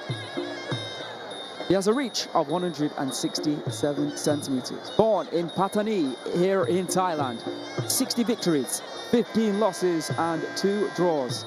CP tournament winner, former 3-division Truth for You champion and a former Rajadamnern Stadium minimum weight champion. Currently ranked number 10, but one of the reasons for that is that he moved up in weight and has been fighting at 110, 111 pounds. So he's moving back down for this one because he pretty much got rid of everyone in the division, but he decided to move back down to take on Domthong. I think that's a smart move. There you can see the rankings here at light flyweight. Laempo in at number 10. You've got Pet No Padet and in at number 4. Tong Kam in at number 3. Pet Arthur, WMO World Champion, in at number 2. 𝐷𝐀𝐈𝐒 in at number 1, who we saw recently here on RWS, and I hope we'll see him again very soon. And there's the champion, Domthong.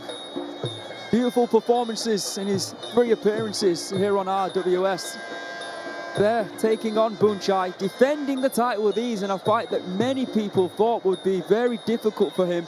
Of course, he picked up the title against Petnung. It was a draw the first time they fought, and then in the second fight, in the rematch, he was able to take the belt away from him, and it's still wrapped around his waist. He's only been in 5 rounders here on RWS. There's Laempo. He is a machine and a clinch master. We saw Tapaokaew earlier here tonight, who does the similar thing at welterweight, 108 pounds. There's no one better than Laempo. So Domthong stands at 164 centimeters, just 1 centimeter shorter than Laempo. He weighed in at 107.9 pounds. He has a reach that is 159 centimeters, which means there's an 8 centimeter reach advantage for Laempo. Domthong, the champion, born in Sattari in the south of Thailand. Incredible record, 72 victories, just 9 losses and 1 draw from 82 fights. Former Omnoy Stadium title contender and a former Channel 7 title contender. But importantly, he is the current Rajadamnern Stadium light flyweight champion. Won the title back in February of 2024. Last time that we saw him was he was defending the title back in November against Muay, and like I said, with ease. Laempo, well, in his last outings, he has wins over the current Rajadamnern Stadium 105-pound champion in Jialong, He has a win over the current Channel 7 champion and one of the pound-for-pound best in Singdam. And like I said, he's beat the who's who of the lower weight classes. However, this is the first time, believe it or not, that these two are meeting. He's 8-2 in his last 10 fights. And he won the minimum weight title, 105 pounds, back in 2022, where he bested Munkon Pet. But he said it's always been his dream to get that belt wrapped around his waist once again and get a 108-pound title, because he does believe that there's no one in the world that is better than him at this weight. And there's one man that's standing in his way, and that is the king, the man who currently has the belt wrapped around his waist. That is Domthong with a beautiful white crew, and as customary here in Thailand, champion adorns the belt, he wears the belt while performing the white crew. Big fight field. It's Thailand taking on Thailand. Rajadamnern, world flyweight world title, I beg your pardon. With the introductions for your title fight, Mr. Beer.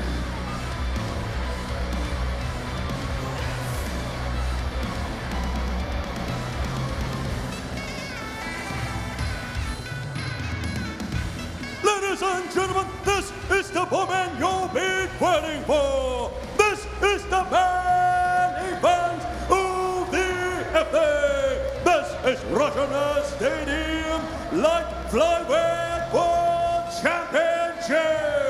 Are you ready?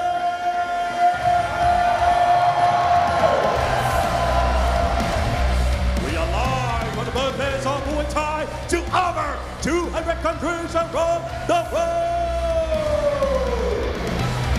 This is Muay Thai. And this is Rajadamnern.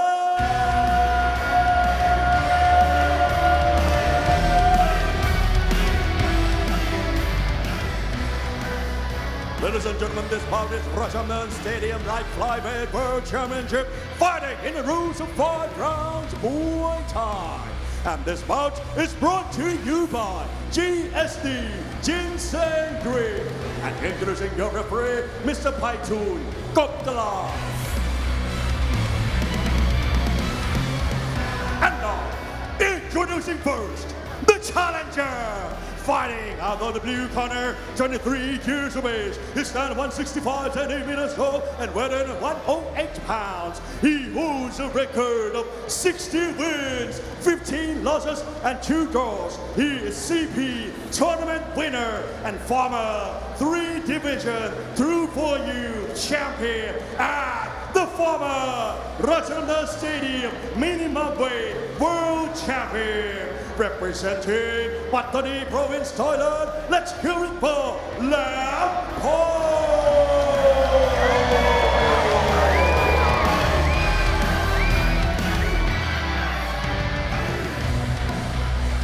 And introducing his opponent, the current champion.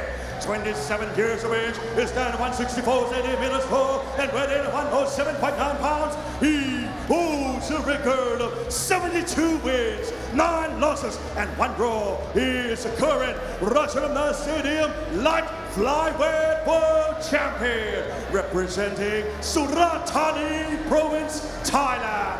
Let's hear it for Domthong.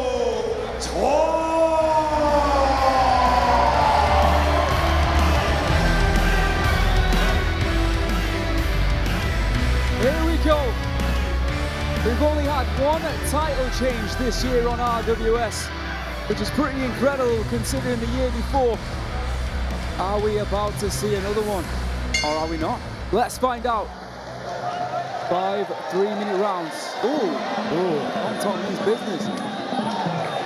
Certainly trying to create some distance between the clinch monster, Laempo, and him, not allowing him to get any closer to him to lock on. And we saw some clinch domination already, as you mentioned, from Tapaokaew.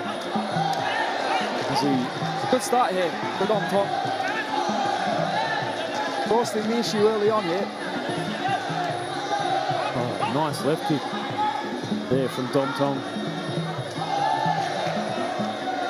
You can see Laempo just trying to test out the defense capability here from Domthong. See what he can get away with. Strong right kick there. Good return from Domthong. Oh, catches the leg and returns with that whipping left kick upstairs. Yeah, that was beautiful. Laempo going to the body. That time left high. He almost stuck through there to the head. Not sure if it connected or not. Nice strong teep there from Domthong. Once again with that left high kick. Domthong looking quick. Oh, great return there from Laempo. Just trying to set himself with his rhythm. Good right hand there. Anticipate the left kick of Domthong. Left him open. Found that right hand. That time going to the body. I often talk about this sometimes. Oh, here we are. Just about to talk about the physiology of fighters. You can see Domthong has got a short... No, sorry, Laempo, would you rather? He's got a short torso but long legs, giving him the advantage inside the clinch to drag down with the strong shoulders and create space for those big knees. He's really doing a little bit of a number on him here with that left kick, Laempo. Oh, good movement there from Domthong. Unfortunately, couldn't fire in a counter strike. That time he could. Looking to gauge the range here to get inside the clinch. Oh, nice right kick to follow up there from Laempo. Oh, great parry to set up that kick as well. We are just trying to feel each other out, gauge the distance. Been a lot of activity in this round from Laempo, maybe more so than Domthong. Oh, strong grip here from Domthong.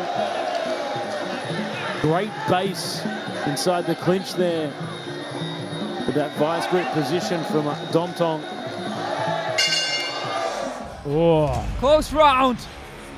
You can see how both fighters and both camps might think that they snuck that one.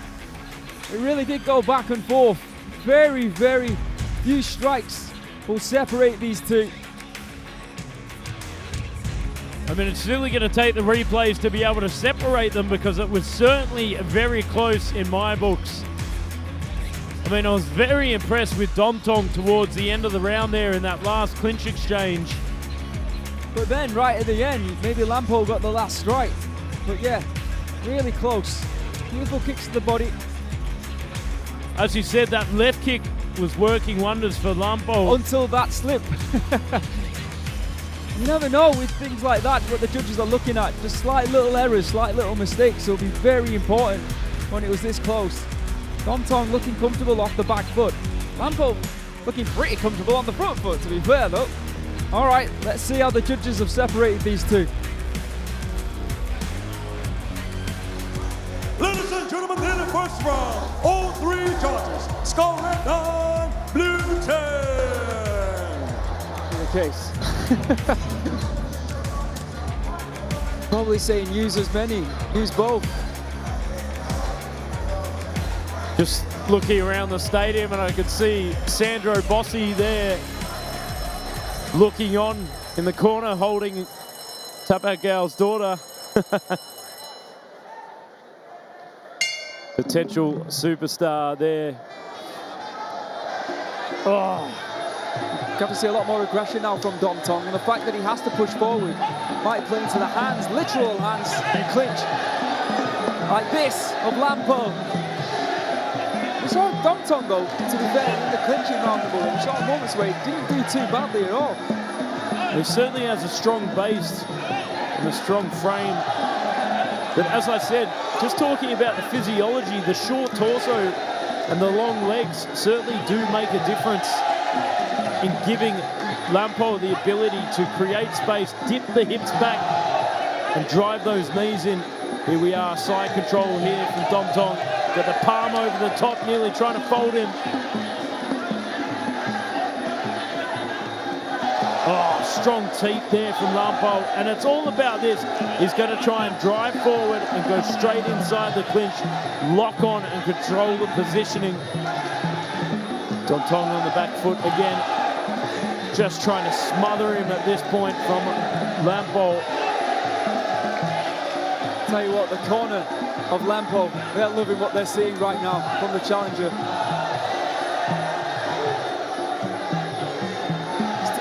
Tactics, relatively simple, isn't it, Joe? Throw punches or kicks. It seems like it is more punches, like we were speaking about, and then go straight into the clinch. Absolutely break it up to gain entry inside the clinch. Sometimes use the longer weapons to break through the defenses and then create some rhythm to drive in the knees, some fakes. Oh, nice palm over the top to set up that kick from Laempo. Pushing forward with a lot of aggression here from the challenger. He's just running straight at Domthong. It's fantastic to see that it's not at the same speed. He's breaking up the rhythm and skipping in. Oh, look at those long legs of Laempo. Just that was nice though from Domthong, that off the back foot, throwing those kicks to the body. Trying to tie Laempo up. Oh, big right knee there. He's just relentless in his pursuit here from Laempo. He's almost fighting like he's not up, like he didn't win that first round. It's almost like he's chasing the fight, but he's not. He's chasing the victory. He's chasing the belt. Oh, big swinging knees there from Laempo once again. Just persistent in his pursuit. Here we go. Clinch work in the center of the ring. Oh. Gets that positioning. Gets that one last knee in, doesn't he?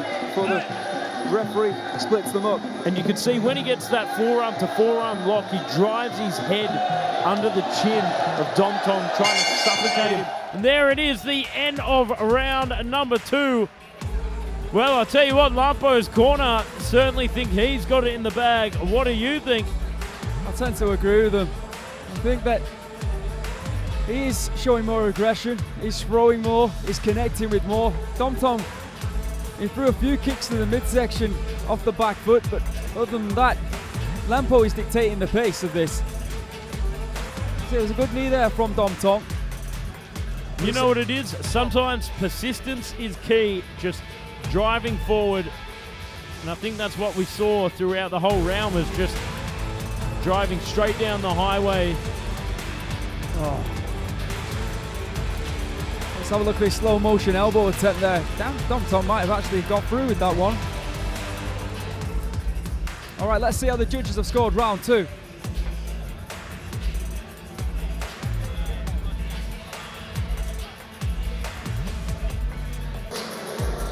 Ladies and gentlemen, in round 2, all 3 judges score red 9, blue 10. For the total score, all 3 judges score red 18, blue 20.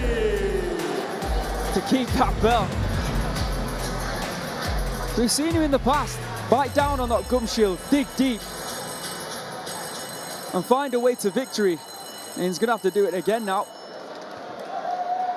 Here we are coming into the 3rd round of action for the light flyweight title. And you can see him just continuing to march forward, using that teep to break up the distance and rhythm of Domthong. Often a strategy that people don't think about from Muay Thai fighters.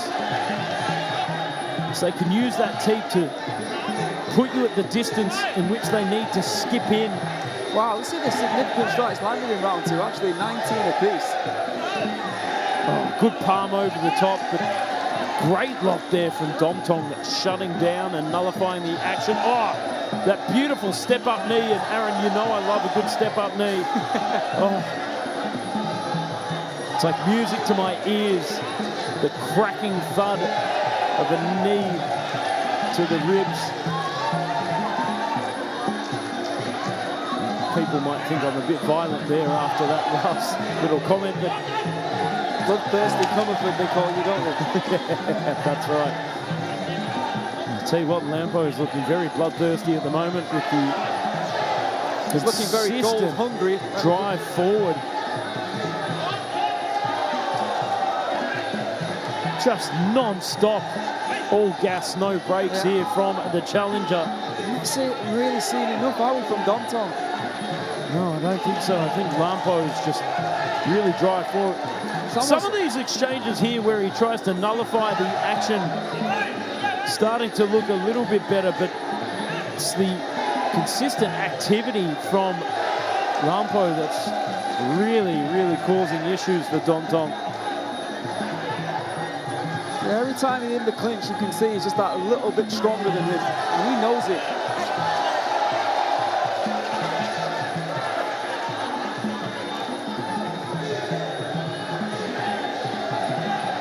You see Domthong, though, doing his best with him there, at least firing some knees, asking some questions of the judges. Oh, big step up knee. Certainly significant. Are we seeing enough from Domthong, though? That's the thing. That's better finally there from Domthong. But he's certainly starting to look a bit weathered from the forward onslaught of Laempo there. A lot more open-mouthed than in round 1 and 2. Oh, looking for the flying knee that time. But great defense there from Laempo. Just shut it down straight away.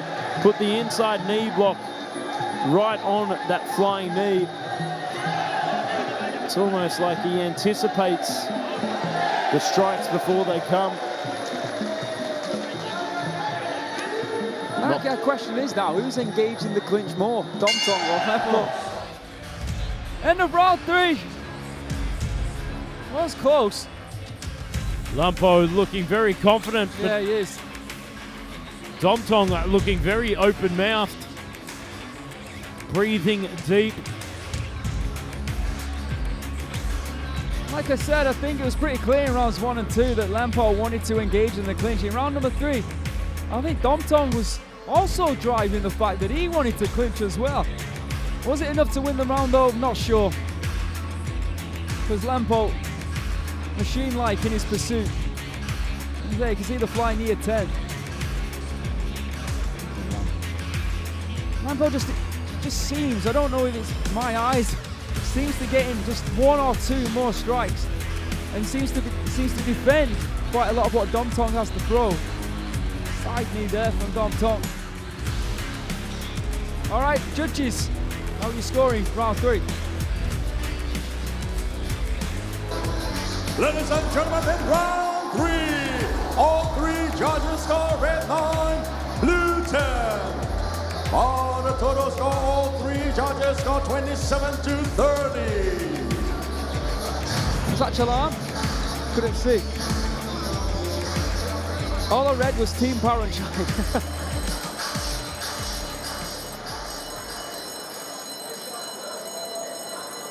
The champion needs a knockdown. It's a tough ask. I mean, a big, big ask against Laempo.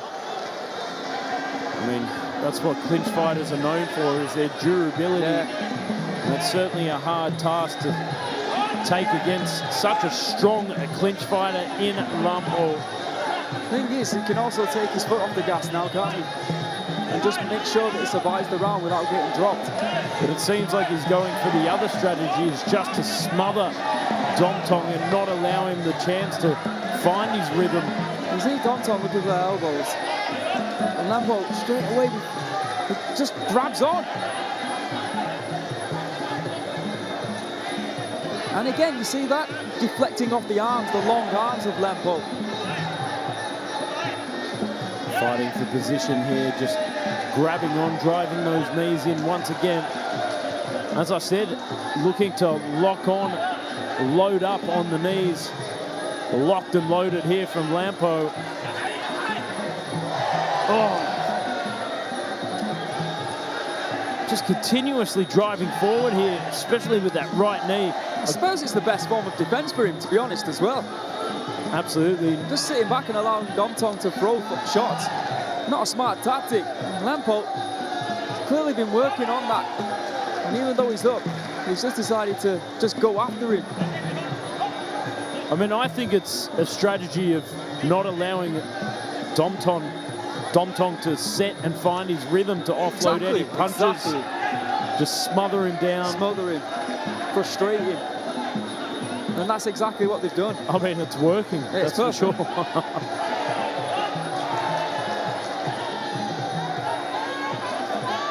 Very slow to break apart there as the referee. Yeah, Domthong really struggling. And let's not forget, he's the champion. He's been in wars here on RWS. Going for the leg kick there from Laempo. He's got him locked in that headlock position once again. Very uncomfortable to be put in that position. Oh, goes for the flying knee attack once again from Domthong. Here comes Laempo. Didn't take too kindly to that knee. See Domthong right off the back foot, throwing hands. At last he avoids the clinch and he's connected here with some big hands. But here we are again. Good moment Laempo after Domthong though, Joe. Locking on, driving the knees in. For the first time in the fight, we saw him find an antidote to that clinch. Just momentarily, unfortunately for him. And again, continuing to skip forward. Oh, there we are. Another great fourth round for Laempo. As we said, the strategy is just to march forward, skip forward, lock on, and shut it all down. You put one knee in, one knee out, lock on, and clinch it all about. You do the what? The hokey Laempo. Let's have a look at these highlights. You're gonna see what you pretty much saw in rounds 1 to 3. Laempo stifling the pressure. Only that big uppercut there from Domthong. Probably the biggest significant strike of the fight, to be honest, in terms of punching power on non-knee strikes. Some strong punch combinations there from Domthong. Is there a case that Domthong won the round? Let's find out.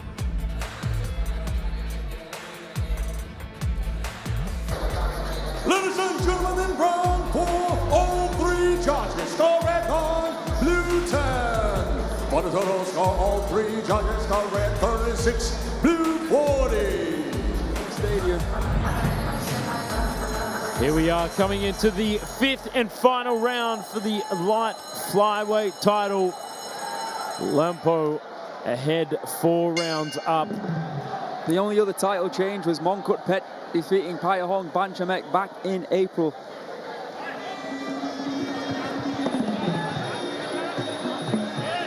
No surprises what's happening here, Joe.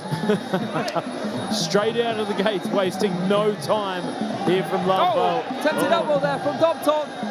And again with that elbow strike. Once again wrapped in that web of Laempo. Laempo just needs to break past the punching prowess of Domthong. Oh, certainly got some strong combinations here from the current champion.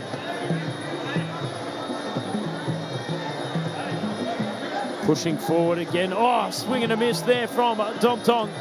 Locked on, driving the knees in.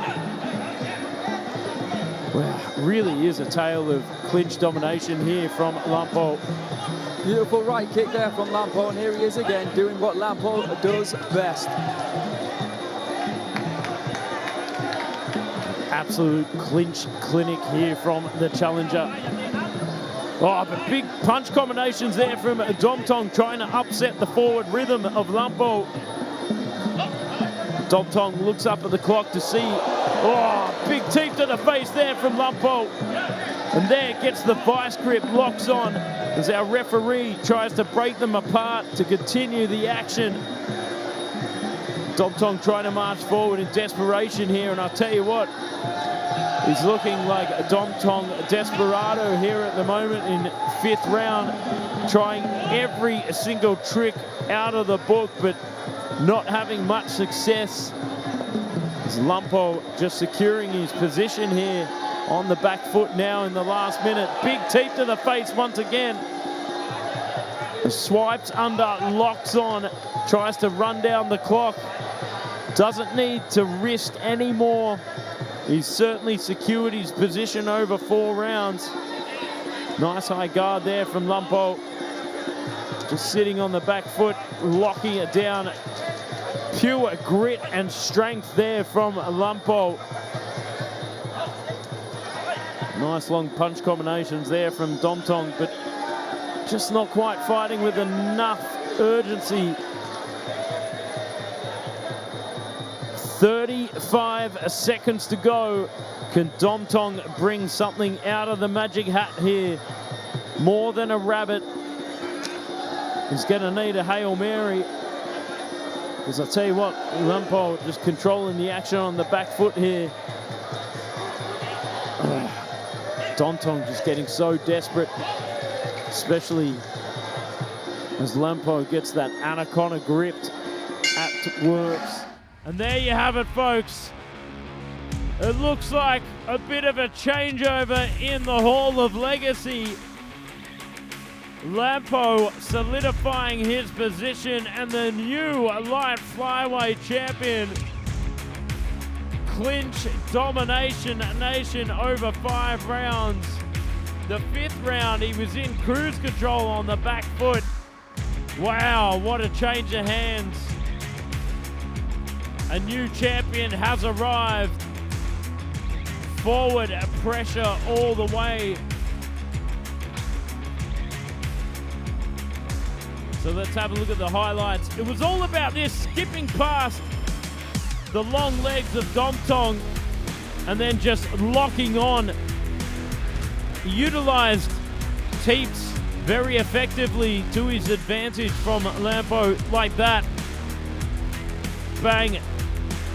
Got past the defenses of Domthong and just locked on, loaded up, and gave him the ensuite of clinch warfare. Bang! It was, yeah, about those big step-up knees as well. Fake it till you make it, and then drive in that right knee. Some good elbows and exchanges from Domthong in return, but just wasn't enough at the end of the day.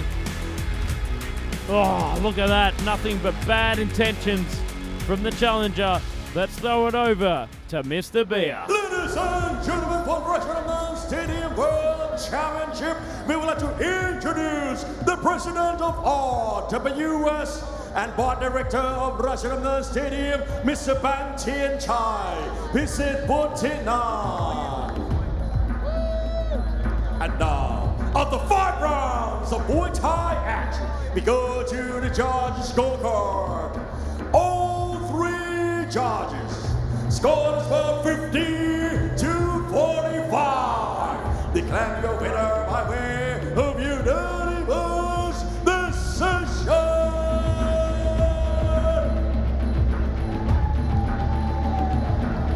Blue corner and new Rajadamnern Stadium light flyweight world champion. Blue corner, Laempo.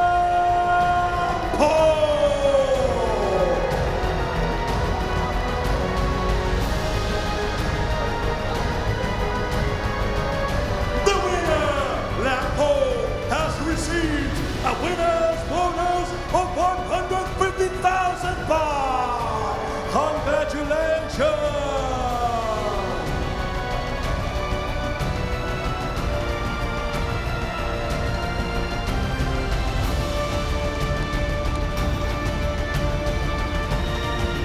All right, I'm here with the new champion.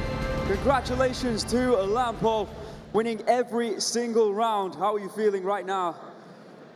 สวัสดีครับ ตอนนี้อยู่กับแชมป์ของแหลมโฮปรู้สึกไงบ้างครับที่ได้รับชัยชนะในทุกยกเลยครับ ก็รู้สึกดีใจมากๆครับที่ได้แชมป์เนี่ย I'm so happy that I'm finally the champion.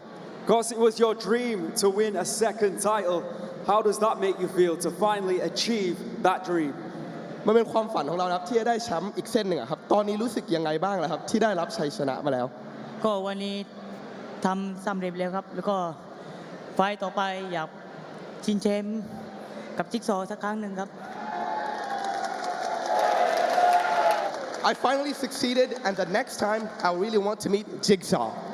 Well, if Jigsaw is listening and if the matchmakers are listening, maybe we can put that one together.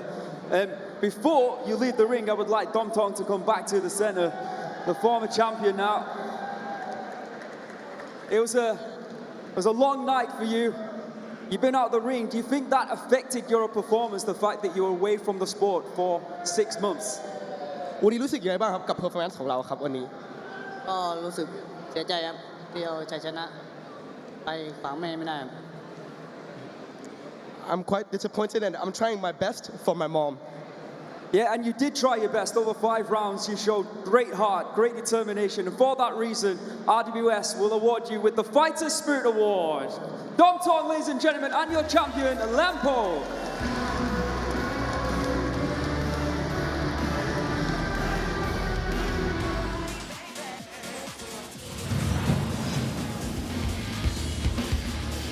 Ladies and gentlemen, please welcome your Thai warrior fighting out of Ubon Ratchathani, Thailand, Wattana.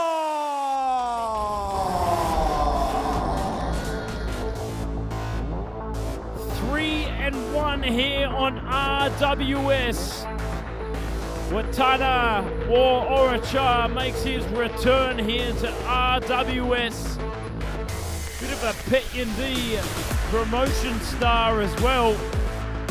It's good to see him back here in center ring. Wins over 𝐌𝐔𝐀𝐘𝐉𝐀𝐃, Michael Fernandez and Liu Hai-Young.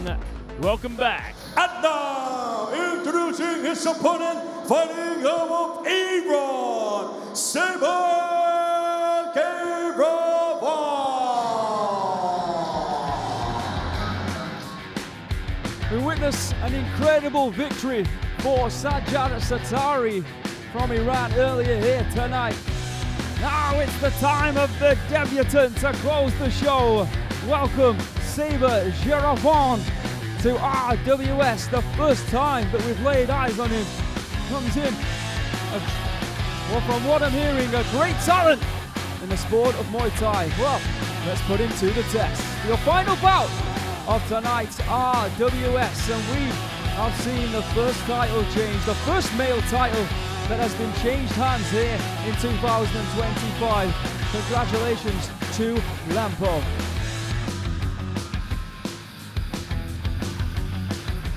Wattana and Saber looking ready.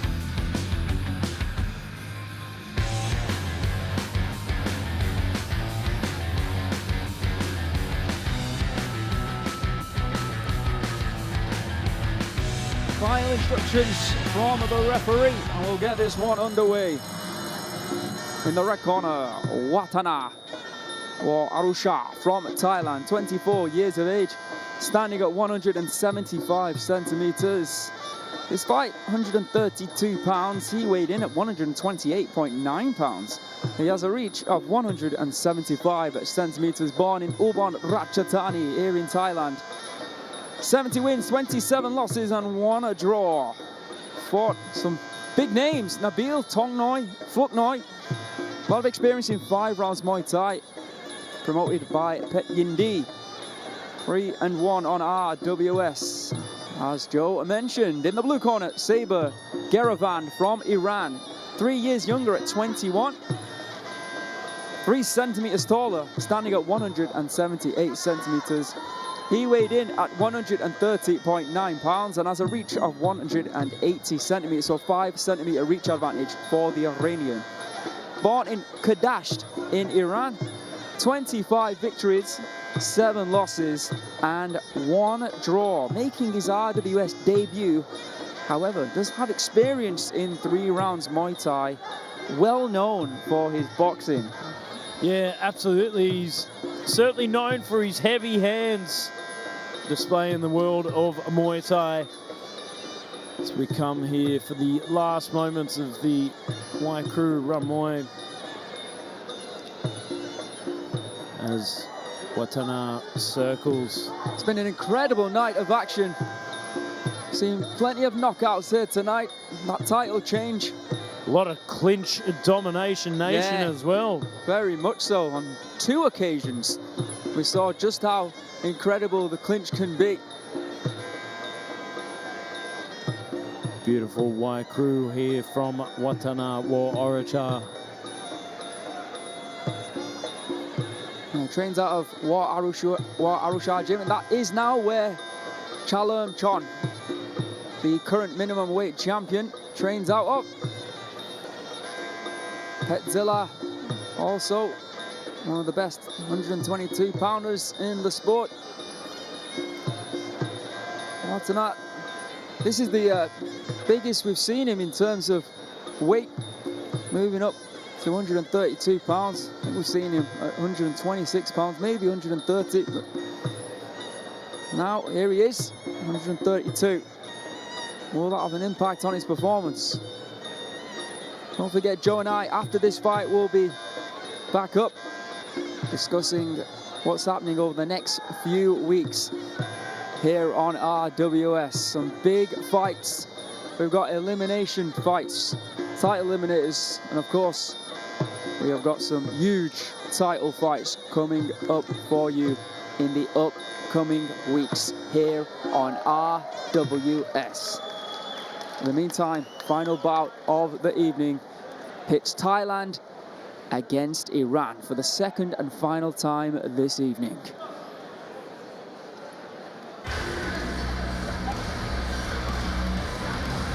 And speaking of final time, with the introductions for the final time, Mr. Beer.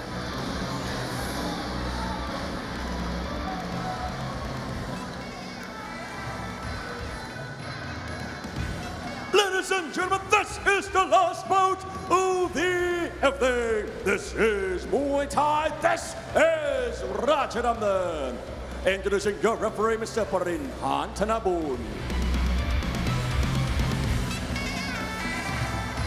And now, introducing first, fighting over the red corner, 24 years of age. He stands 175 centimeters tall and weighing 128.9 pounds. He holds the record of 70 wins, 27 losses, and 1 draw. Representing Ubon Ratchathani, Thailand, let's hear it for Wattana!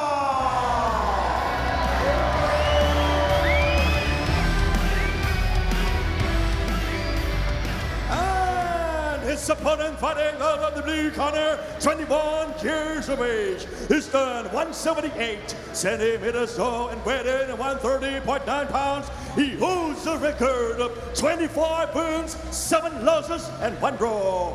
Representing Iran, let's hear it for Saber!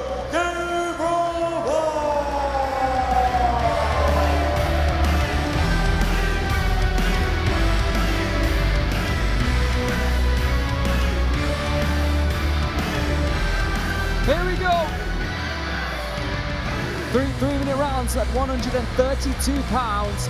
It's Thailand, it's Iran, it's Muay Thai, it's RWS. It's Joe Comerford. Here we are for round 1. Oh, the saber-tooth tiger strikes again with that body shot. As we said, well known for his boxing throughout the kingdom, of course. On display right now, eating a lot of strong kicks there from Wattana.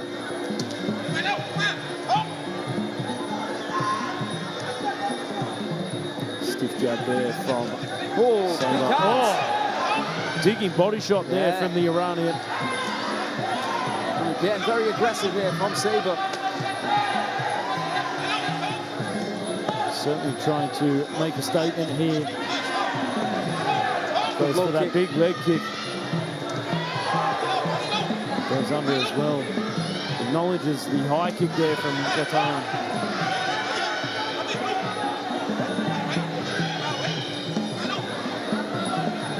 A lot of fans in attendance here for Saber.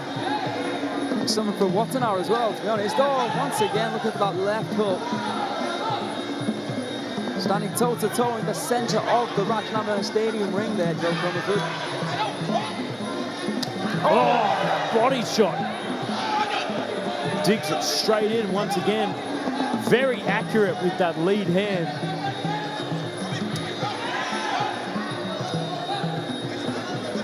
Pushing forward.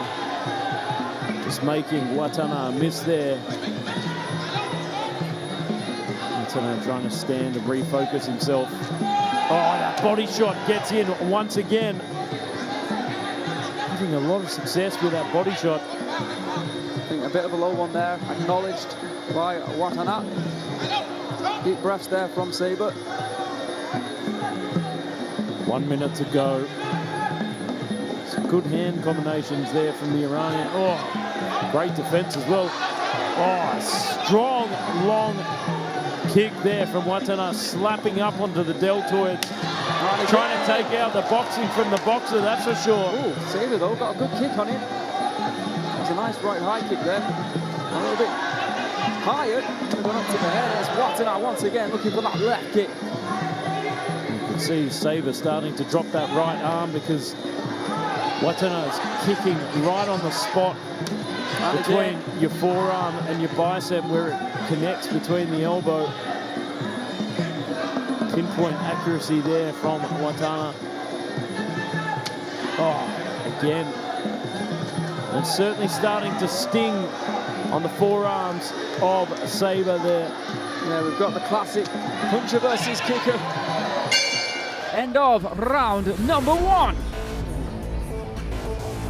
Entertaining bout, this one.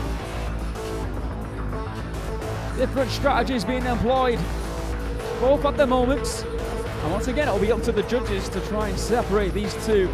Saber was looking very good. He looked like he started around the better of the two, where I think it's to make a strong argument that Wattana finished the better of the two, Joe Comerford. Absolutely. Some of those devastating body shots were starting to pay dividends, but I think once Wattana found his rhythm with these big left kicks, as I said, being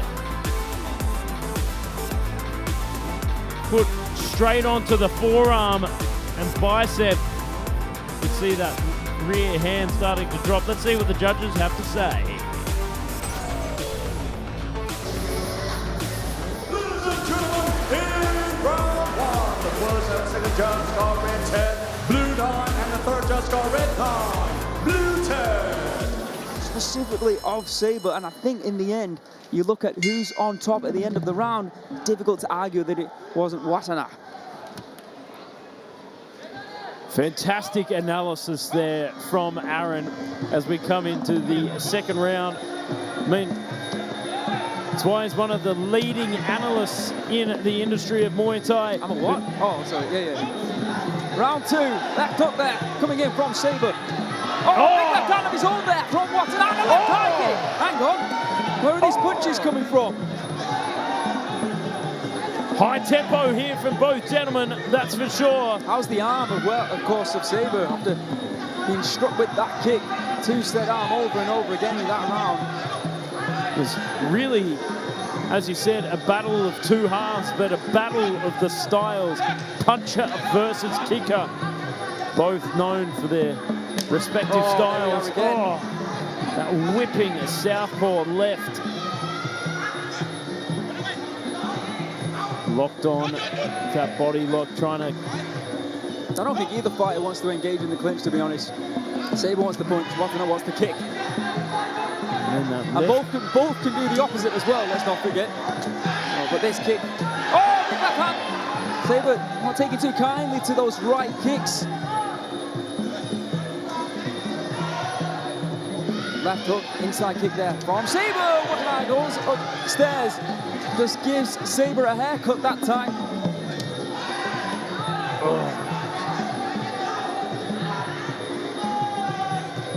Oh, spin it to win it, but doesn't quite find it. That was a mistake, for sure.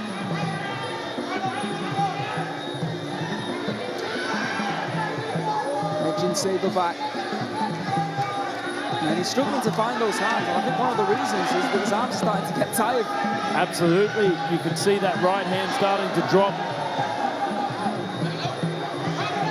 I mean, I think that's the strategy of the southpaw, and Wattana kick up onto the deltoid, make the rear punching power hand sore, and then it'll start to drop, and he can whip that left kick straight up the top.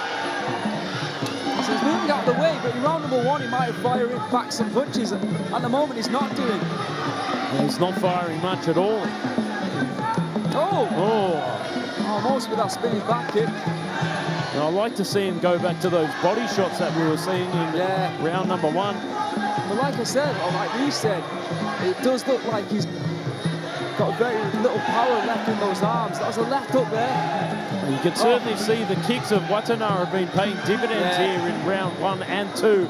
Every time he throws that left kick straight up onto the lower part of the arm. And again, and again, and again, just over and over, relentless kicks there. He moves back in hesitation. Yeah, and you can see he's anticipating that kick. He doesn't want any of it. Any of it at all. Round number 2, you can see Wattana there. Going over to his fan club. Many came to support him. He's looking confident. He thinks he's done enough in round number 2. And you know what, Joe Comfort? I tend to agree with him. I might have been sitting on the comfy fence after round number 1. But I think round number 2, Wattana or Arusha will take it. Let's have a look at these highlights here. And what you're going to see is that over and over again. And the timing could be there as well from Wattana. Saber looking for a couple of few left hooks. Not much with his right hand though. That has to be notified. It was almost like Wattana was stuck in a loop with that left kick straight up onto the arms. Just kick after kick after kick, and a whop bang straight over the top. And I think that's what he's going for. He's going to wait for that arm to drop. Let's have a look at how the judges will score round 2. Ladies and gentlemen, in round 2, all 3 judges, the red 10, blue 9. On the total score, the fourth and the second judge score red 20, blue 18, and the third judge score 19 to 19 even.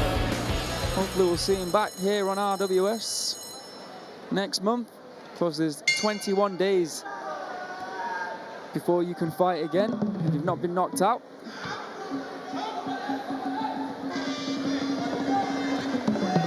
Kicks there from Saber, trying to give back what he's been getting, and that is what he's been getting, that left kick. Oh, so much success with that left kick from Wattana. You can see him digging down deep here from Saber, trying to dig in those body shots. You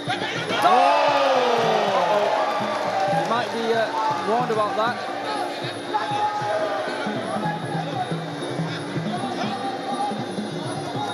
Oh, big left hand, got through. He's looking for it again. That was a big shot that time.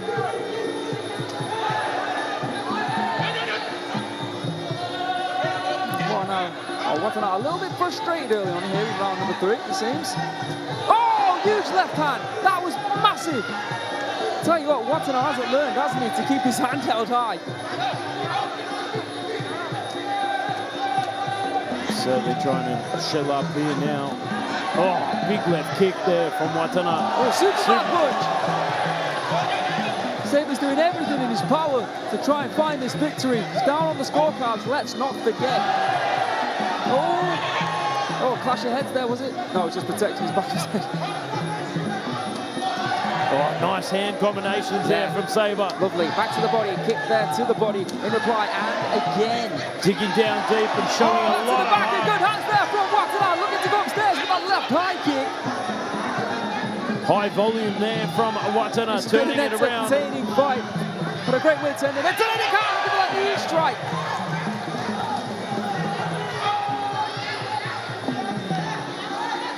That big left hand at play once again. Oh, nice elbow on the inside there from Wattana. Really well. Oh, follows up to the back of the head. Don't turn around.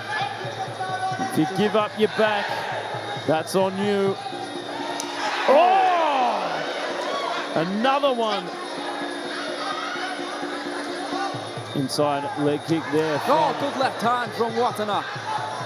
Final minute of the round. 45 seconds to go here in this final round. It's been brutal in parts, hasn't it, this one, over these 3 rounds. Some big exchanges, that's for sure. Looking for the flying knee strike. Wattana, maybe a sign that he's confident. Oh, leaps in with the 1-2, but gets a head kick for his troubles there from Wattana. Slick Rick at play there from Wattana. Whip set up over the top. See him again looking for that left hand. But it won't be enough. Great fight though, really entertaining. He went back and forth throughout the round. Non-stop action here at Rajadamnern Stadium. A great fight to finish, like I said, what has been a great night of action. Let's take a look at the highlights.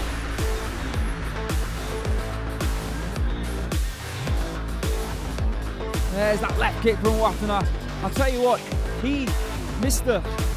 Saber Geravand is gonna have a sore arm tomorrow, Joe Comerford. Absolutely, kick after kick for 3 rounds of Muay Thai action. Whipped it up over the top as well. Got to give it to Saber though. He's certainly got a chin on him to be able to take those many head kicks. He's going to have to forgetting about the knife and fork and only eat things that you can eat with one hand. Soup with a spoon, I would recommend. Perhaps through a straw. Beautiful work there from Wattana. Oh yeah, over and over again. Great shot. You can see Saber trying to give back with that hand, trying to punch his way out of a predicament. Wattana finding some big elbow strikes, a couple to the back of the head. Whips it in with the whisk. Over to you, Mr. Beer. Ladies and gentlemen, after 3 rounds of Muay Thai action, we go to the judges' scorecard. The first judge scored is about 30 to 27. The second judge got 30 to 27. And the third judge got 29 to 28. Declaring your winner by way of unanimous decision.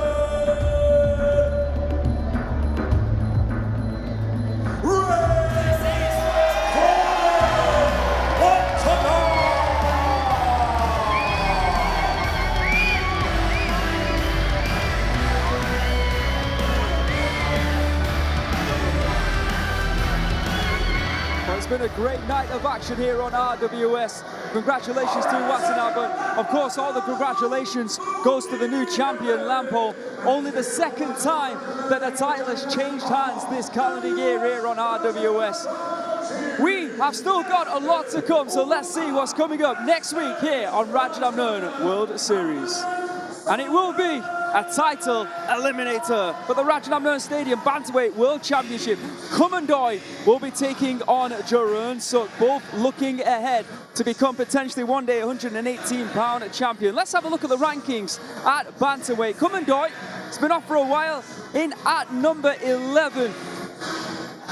Number 5, we've got Song Payak. Of course, famous brothers in Kyu Payak and Pan Payak. Malai Tong in at number 4. Number 3, Nur Payak, who we saw recently here on RWS. Jeroen Suk in at number 2. And in at number 1, we have got Chalam Dam, who's currently injured. Hope to see him back before the end of the year. And of course, the champion, one of the pound for pound best in the sport of Muay Thai, Kun Serg Lek. It's going to be a great night of action next week on RWS. And of course, coming up on the 5th of July, the vacant Rajadamnern Stadium Super Flyweight World Championship title is up for grabs. Petdek versus Pangtor. Certainly one to show up for that. And what about this? On the 12th of July, the Rajadamnern Stadium Bantamweight World title will be on the line. Kun Serg Lek will be defending against the legendary sniper, John Hod. Once again, we thank you for joining us here on RWS. This is Muay Thai, and this is Rajadamnern!